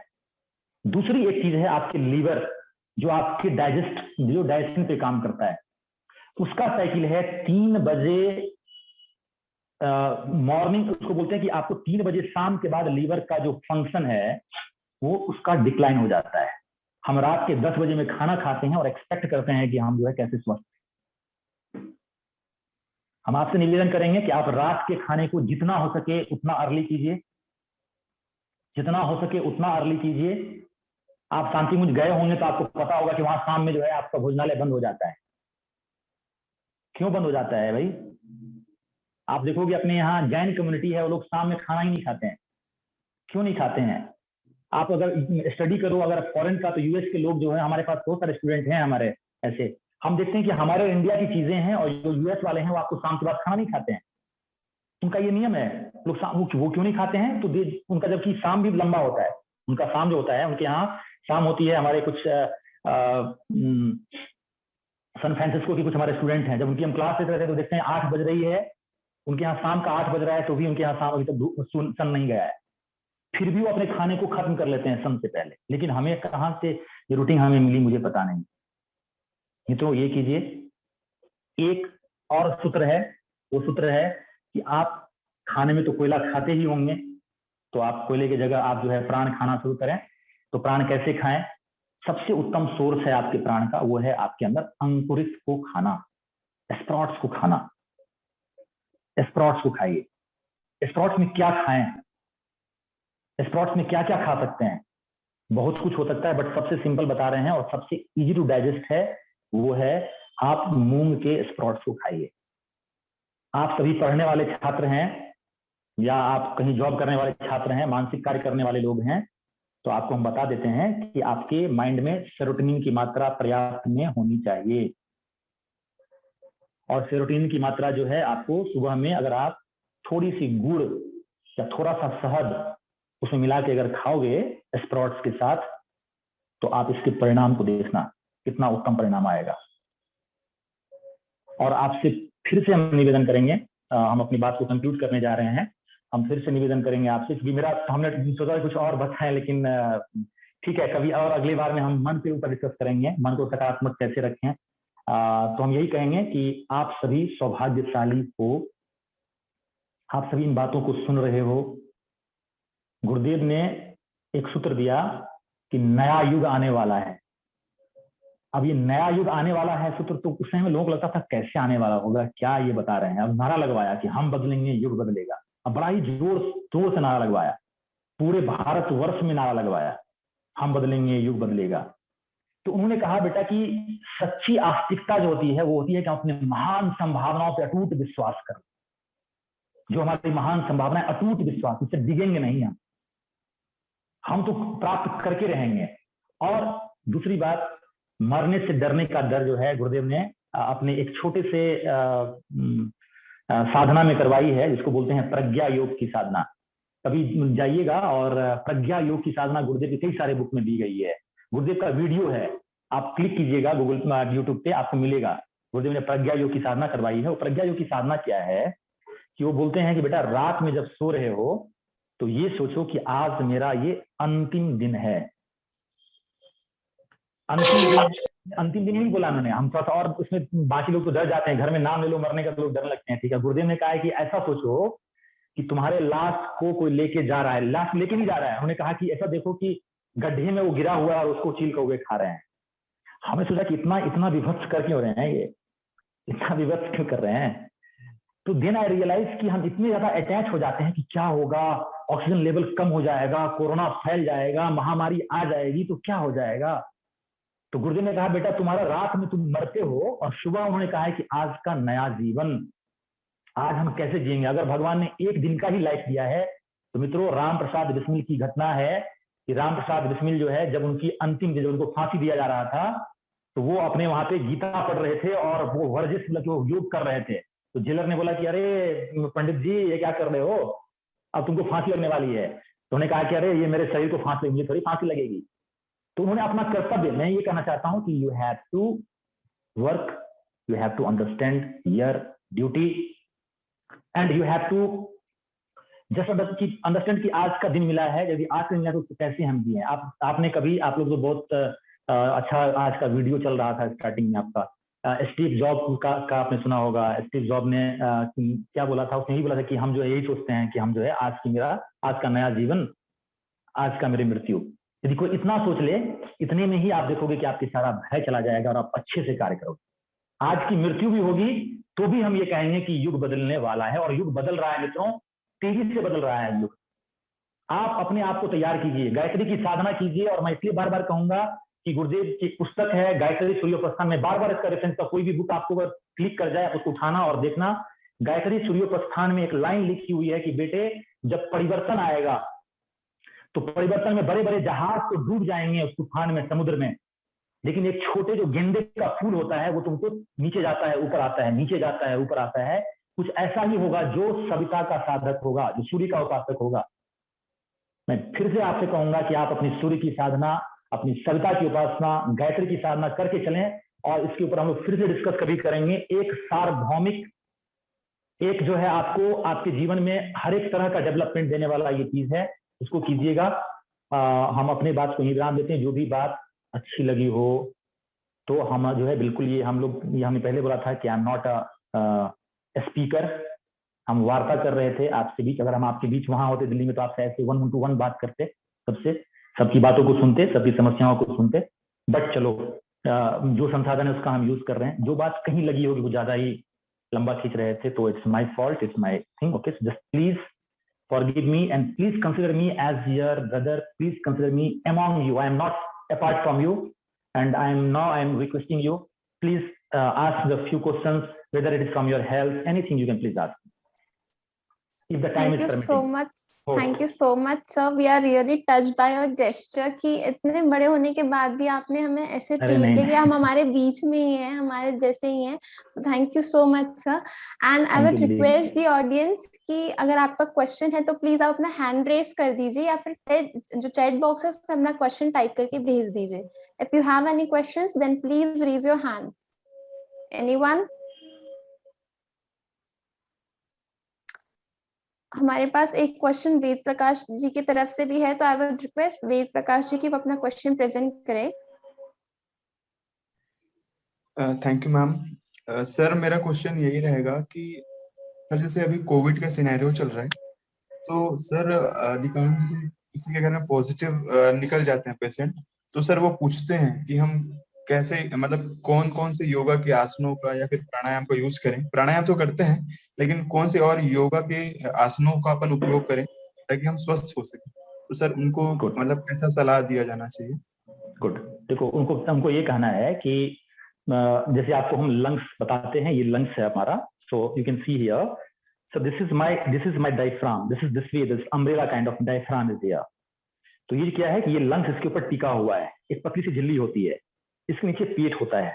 अब क्या है कि ये जो आपका जो लंग्स, यदि आप बहुत हेल्दी हो तो आप, अब अगर हम आपको मोटा मोटी बनाते हैं, आप गूगल पे सर्च कीजिएगा, आप ये समझो अगर लंग्स की कैपेसिटी अगर 2000 क्यूबिक सेंटीमीटर है, तो एक हेल्दी जो आदमी होता है वो आपको उसका 1/4 यूज करता है, मतलब 500 cubic centimeter is the tidal wave that we are using.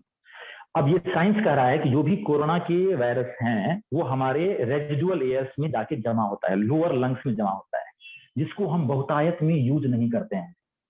तो आप उनको बोलिए ऐसे आसन जिसमें कि पेट दबता हो और छाती खुलता हो, ये करना है। अब ये बोलिएगा बड़ा ट्रिकी, क्या बोल दिया आप, तो सबसे अच्छा ये होगा, फिर से बोलेंगे कि आपका पेट दाब करके जो इनहेल किया, जैसे हमने, अगर आप फिर से अगेन इंडियन स्टाइल में बैठने के कंडीशन में हो, अगर उनका नी अलाउ करता है, नी है तो उनको चेयर पे बिठाइए और उनके नी को थोड़ा ऊपर उठाइए, और वहां पे उनके हाथ को बोलिए ऐसे खींचे, ये खींच करके फिर यहाँ पे हाथ को लें, आप यहाँ पे सांस लें। इसमें क्या होता है कि ये डायफ्राम जो है यहाँ पे इसको पूरा प्रेस हो गया। अब लोअर लंग्स जो है ऊपर की ओर पुश होता है और उसके लोअर लंग्स में जो भी जमा है बैक्टीरिया वायरस वो बाहर निकलता है। ये सबसे इंपॉर्टेंट है। दूसरा, उनको मैक्सिमम ऐसे पोज करवाइए जिससे उनका एक्सेल बढ़ जाए। तो एक्सेल बढ़ने वाले आसन जो हैं वो होते हैं, जैसे कि आपको आगे झुक के करने वाले आसन भी हो सकते हैं, बट देखना पड़ेगा कि उनका कंडीशन क्या है। सबसे इजी है कि उनके पैर को पेट में लगा करके अगर वो स्क्वाटिंग में बैठ पाए, हाथ को ऐसे खींच करके अगर ऐसे लाएंगे तो उनका अपर लंग भी खुल जाएगा, यहाँ पे ब्रीदिंग करें, ये आसन होता है। दूसरा, अभी लोगों को बहुत प्रॉब्लम हो रही है कि आपको कोविड होने के बाद उनके बॉडी में बहुत भयंकर पेन होता है, भयंकर वाला पेन होता है उनको। तो उससे बचने का सबसे उत्तम उपाय है, उनको बोलिए नियमित रूप से वो आंवला का सेवन करें और अश्वगंधा का सेवन जरूर से करें। अश्वगंधा, लेकिन आजकल एक ये भी मुश्किल है कि आजकल लोग जिसका नाम ले लो वही मार्केट से गायब हो जाता है, तो ये भी दिक्कत है। तो अगर मिल जा रहा है तो अश्वगंधा डेली खिलाइए उनको और उनको ये कीजिए। धन्यवाद। Next. Thank you So so we much, sir. have having another question from Anurag. I would request Anurag to please unmute himself. Sorry, sir. Anurag, sir. हाँ जी, धन्यवाद। दिया दिल्ली के सभी मित्रों को बहुत बहुत अभिनंदन, इतना अच्छा एक इनिशिएटिव लिया हुआ है। मैं बेंगलोर से हूँ और मैं सुधाकांत जी का स्टूडेंट भी हूँ। और सुधाकांत जी ने अपनी चिकित्सा पद्धति से, अपने योगा से बहुत सारे क्रिटिकल पेशेंट्स को भी ठीक किया हुआ है, चाहे वो स्किन डिजीज रही हो, चाहे वो लोगों के लंग्स की प्रॉब्लम रही हो, या चाहे कैंसर जैसी बीमारी में भी उन्होंने हेल्प की है। मेरा सवाल सर से थोड़ा ये था कि लोग अपने शरीर से और अपने मन से तो लड़ ही रहे हैं, लेकिन हर तरफ एक भय का वातावरण छाया हुआ है, हर तरफ एक घबराहट है लोगों को। जिनको हो गया है वो भी डरे हुए हैं, जिनको नहीं हुआ है वो भी डरे हुए हैं। तो सर, कोई अगर ऐसे मेथड हो, कोई ऐसा प्राणायाम, कोई ऐसा तरीका हो जिससे लोग अपने भय को कंट्रोल कर पाए, अपने परिवार को बता पाए, क्योंकि सबसे बड़ी बीमारी मुझे लगता है पर्सनली वो है कि इंसान का डर। अगर हम डर जाते हैं तो हम फिर किसी भी चीज को प्रयास करने के लिए समर्थ नहीं रहते हैं। तो यही मेरा सवाल है और सर इसका जवाब दें। धन्यवाद। धन्यवाद अनुराग जी, थैंक यू, आपने ज्वाइन किया। तो अनुराग जी पैनासोनिक के इंडिया के हेड हैं, आप लोग जानकारी दे दें, और काफी अच्छे मोटिवेशन वाले आदमी हैं, इनको भी कभी बुलाया जा सकता है अपने पास। तो ये जो मेन है अनुराग जी की, अभी जो इसका जो मेन एक सूत्र है वो है अपने मन को शांत करने का सिंपल सा फॉर्मूला अकॉर्डिंग टू द योग सूत्रा, वो है, उसको बोलते हैं प्रच्छर्दन विधारणाभ्याम वा प्राणस्य। मन को शांत करना है, सांस को बाहर निकालिए, कुछ देर बाहर रोकिए, सांस को छोड़िए, बाहर रोकिए, सांस को छोड़िए, बाहर निकालिए। मन खाली होगा और अपने आप को आप सकारात्मक फील करेंगे। होता क्या है कि हमारे चारों ओर इतने निगेटिव वातावरण है, वही चीज हमारे अंदर इम्बाइब होता है, और वो इम्बाइब ऐसा होता है, इसको बोलते हैं कि हमारे अंदर हमने एक विकल्प डाल रखा है, क्या हो जाएगा, कैसे हो जाएगा। जब इस तरह की बातें, जब शंका कुशंका मन में आने लगे, तो सबसे उत्तम तरीका, क्योंकि इससे आपको हम लोग उसको लेक्चर नहीं दे सकते हैं, जो परेशान है उसको कहना कि नहीं पॉजिटिव हो जाओ, ये हो जाओ, तो बोलेगा कि फालतू का लेक्चर दे रहे हो। तो सबसे बेहतर तरीका है कि उसको एक टिप्स बताइए जिससे उसकी इम्यूनिटी भी बढ़ेगी और वो अपने आप को पॉजिटिव फील करेगा। वो सांस ले, सांस को छोड़े और कम से कम 4 सेकंड 5 सेकंड के लिए ब्रेथ को बाहर रोके। जैसे कि आप देख लो, अगर हमने किया, इसे सांस लिया, सांस को मैंने छोड़ा,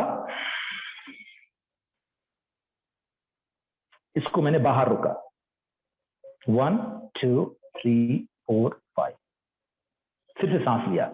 इसको 12 बार तक करेगा तो आपका मन शांत हो जाता है। मन शांत करने के ये टिप्स आप लोग कहीं यूज कर सकते हो। इससे 2 बेनिफिट होंगे, एक तो उसकी सांस की क्षमता बढ़ेगी, फिर उसको सकारात्मक रहने में मदद मिलेगी। सबसे बेस्ट तरीका है, लंबा लेक्चर की काम नहीं है, आप सिंपल ये बता दीजिए कि कम से कम ये करेगा तो उसको नेगेटिविटी जो उसके अंदर भर गई है, उसके मन में घर कर गई है, उसको निकाल सकता है। धन्यवाद सुधाकांत जी। धन्यवाद, धन्यवाद अनुराग। Thank you, sir. So first of all, I would apologize, Anurag sir, calling him by his name, as I wasn't aware that he is my senior. Sorry, sir. And if we are not having any other questions, I can't see. That's great, no problem. तो एक question हमारे पास और आया है कि fat reduce करने का कौन कौन से आसन हो सकते हैं फैट रिड्यूस करने के लिए? फैट रिड्यूस करने के लिए कोयला खाना बंद कर दीजिए, पानी सही से पीजिए, पानी पीजिए, पानी सही से, ठीक है, कोयला बंद कीजिए, पानी पीजिए। उसके बाद आप जो है खाने को 2 टाइम खाइए, केवल 2 टाइम। 2 टाइम मतलब 2 time, strictly 2 time, only strictly 2 time. एक बार दिन में खाइए और एक बार शाम में खाइए, बस। आप जो है, आप मुझे बताना, 1 महीने का रिजल्ट बताना मुझे। I can see another raised hand from Galaxy S9. I guess this is Priyanka. आपको अगर अपना क्वेश्चन पूछना है तो please unmute yourself. Galaxy S9. Okay, so moving on to the next, we are having question. How much sprouts should we take in a quantity every day? कितना sprouts हमें लेना चाहिए? Yes. So that is very important questions. Thank you for asking this question. Okay, so actually you have to assess your body, like how much your body is going to accept that. Sometimes it happen the sprout is not digestible. सब आप खाओगे, कई लोगों को दिक्कत होती है कि उनका लूज मोशन शुरू हो जाता है, ऐसा भी होता है कुछ लोगों को। तो आप क्या करो, ऐसे में आप क्या करना कि एक तो स्प्राउट की मात्रा आपकी होनी चाहिए, अगर हम ऐसे हाथ से बताएं तो यूं समझ लो, अगर स्पून से बताएं तो आप उसको 5-6 spoon is enough, I think, every day you are taking, okay. And if you are not able to digest your sprout, so you can take the steam. फिर बोल रहे हैं कोयला मत बनाइएगा उसको भाप लगाइएगा, कोयला मत बनाइएगा, भाप लगाइएगा, मंद आंच पे उसको भाप लगाइएगा। भाप लगाने के कई सारे तरीके हैं, उसको लीजिए। So 5-6 spoon of sprouts is very very nice. And मूंग का sprout, again I am telling you, कई बार लोग चना डाइजेस्ट नहीं कर पाते हैं, मूंग का sprout, in that you can put the little ajwain. Okay sir. So next important question we are having कि गिलोय और अश्वगंधा की कितनी क्वांटिटी हमें लेना चाहिए जब हम साथ में ले रहे हैं? जैसे आपने गिलोय अश्वगंधा बताया था, तो उससे कैसे क्वांटिटी में हम ले? So if you are taking the giloy is very good for the immunity. One more source of the giloy, the name of that medicine. So again I am telling you, I am not a doctor. I am just asking you to take it, and again you have to understand your body limitations. If you are not feeling comfortable, the movement you're not feeling comfortable, you should stop that medicine. Don't take. Okay. So the giloy जो है, गिलोय का एक और medicine है जिसका नाम है संसमनी बटी। किसी को अगर फीवर आया है उसको 3 टेबलेट 3 बार खिलाइए। संसमनी बटी नहीं मिलता है, नॉर्मल गिलोय मिलता है, उसको भी 3 बार खिलाइए, और वो भी आपको खाना खाने के बाद खिलाइए, खाली पेट मत खिलाइए। अश्वगंधा का 2 टेबलेट 3 बार खिलाइए जो अगर सफर कर रहा है। और विटामिन सी के लिए आप आंवले का कोई भी सोर्स ले लीजिए, आंवले का पाउडर, आंवला मिलता है, आंवले का कुछ बनाइए, या फिर आप च्यवनप्राश के इस तरह की कोई भी चीज उठाइए और खाइए। Next please. Sure sir. Sir, next problem we are having from Swati ma'am, how to cure acidity and gas problem? Very good, Fatima. Thank you for asking this question. It's a very very common problem. We have to understand about the acidity, what exactly the acidity is. So the once the moment the food enters in your esophagus and come to your stomach, a large rain of acid is running there. Whether it is a piece of biscuit and whether it's a heavy quantity of the food, because आपके पेट के पास दिमाग नहीं होता है, पहले चीज उसका दिमाग नहीं होता है, वो आपको अगर आपने एक चने का दाना डाला है ना तो उसको उतना ही एसिड निकालना है। बार बार खाना बंद कीजिए। एसिड जब बढ़ता है तो हमारे बॉडी का पीएच लेवल जो है बहुत बहुत कम हो जाता है। उसको अगर ठीक करना है तो you have to work on your lungs and your kidney is a very very helpful for the balancing your acidity. Take the normal amount of food. Other thing, those who have the acidity can do the Sitali pranayam. This is the Sitali pranayam. You have to stretch your tongue, roll the tongue, inhale through tongue, release the tongue, then exhale. Again, see, inhale, exhale. I am inhaling through tongue, exhaling through nose. But sometimes it happens people cannot able to roll.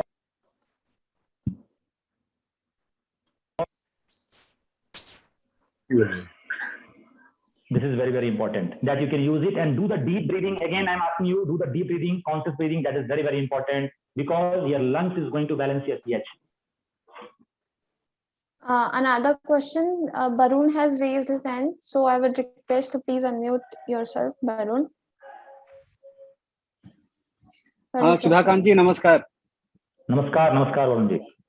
Sir मैं एक चीज पूछना चाह रहा था कि अभी के कंडीशन में गैस जो अभी आपने बताया है, गैस की प्रॉब्लम तो होती ही रहती है सबको, तो गैस से बचने के लिए कौन कौन से ऐसे फूड है जो कि हम लोगों को अवॉइड करना चाहिए? अगेन आपको मैंने जो पहले बोला, देखो हम बार बार बोलेंगे, आप फूड के पीछे मत भागिए। गैस जो है आपको तब होता है जब हम अनमाइंडफुल ईटिंग करते हैं। आप दिन में कम से कम जब खाना खा रहे हो तो आप 5 मिनट, जब भी खाना खा रहे हैं कम से कम एक टाइम के फूड को माइंडफुल ईटिंग कीजिए। मतलब आप 5 सेंस के साथ खाइए, सही तरीके से चबाइए। गुरुदेव के हिसाब से गैस का उन्होंने लिखा, उन्होंने एक बहुत अच्छा चीज दिया है कि दूध रोटी खाने वाले ने कंप्लेन किया कि दूध रोटी खाने से गैस बनता है, तो गुरुदेव ने उस पर रिसर्च दिया है।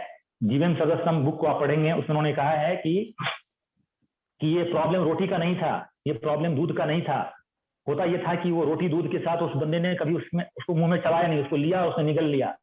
जब वो अंदर जाता है तो अंदर जा करके वो अंदर वो पूरा सड़ता है, फिर वो अंदर से उससे अंदर से गैस बनती है। yes, तो you have to focus on your mindful eating और जो भी खाते हैं प्लस आपको पानी की मात्रा पीजिए और पेट वाली ब्रीदिंग को कीजिए। जब आप सांस लेते हैं तो पेट फूलेगा, सांस छोड़ते हैं तो पेट अंदर जाएगा। I am asking you again, the sheetali pranayama is also good for the gas. Sheetali pranayama is also good for the gas. Sir, we are having next question from Piyush Kumar sir. I would request him to please unmute himself. Piyush Kumar sir. हाँ hello. हाँ जी पीयूष जी नमस्कार। हाँ बोले, इस समय कितने घंटे की नींद पर्याप्त है? और देखो नींद जो है, नींद मन की एक वृत्ति है, और नींद आप जो है अगर कोई अच्छा, अगर क्वालिटी नींद आपकी अगर ठीक है, क्वालिटी ऑफ नींद, again I am telling you quality of sleep, तो क्वालिटी स्लीप इज प्रॉपर, तो आपके लिए 6 घंटे 5 घंटे भी पर्याप्त हैं। क्वालिटी नींद नहीं है, आप अगर रात में सोते हैं तो कुछ लेके सोते हैं और सुबह उठते हैं तो कुछ लेके उठते हैं, तो ऐसी नींद में आप हमेशा टाइट रहेंगे। तो रात में अपने आप को खाली कीजिए। नींद की परिभाषा है अभाव अभाव प्रत्यालंबना तमो वृत्ति निद्रा। अभाव प्रत्यालंबना, जब हम खाली करते हैं अपने आप को, जब खाली करते हैं, जब कुछ नहीं होता है, एम्प्टीनेस होती है, उसको हम नींद बोलते हैं। लेकिन होता क्या है आयरनी, कि हम जो रात में जो सोच के सोते हैं वही रात भर चलता है, और सुबह जब उठते हैं तो वही रात वाला चीज दिन में चलता रहता है। मतलब आपकी बॉडी रिलैक्स नहीं है। To learn to relax, do some yoga nidra, do some shavasana, calm down your mind with the pranayama, and रात में सोने से पहले कॉन्शियस ब्रीदिंग और शीतली प्राणायाम करके सोएं, तो आपकी 6 घंटे की नींद भी आपकी अच्छी होगी। Again I am telling you, wake up at 5 o'clock, before 5 o'clock, wake up at 5 before 5 o'clock. Again I am asking you, repeatedly I am asking you, if you are doing it, you will feel the difference. If you get up at 8 o'clock and if you are expecting anything, nothing is going to help.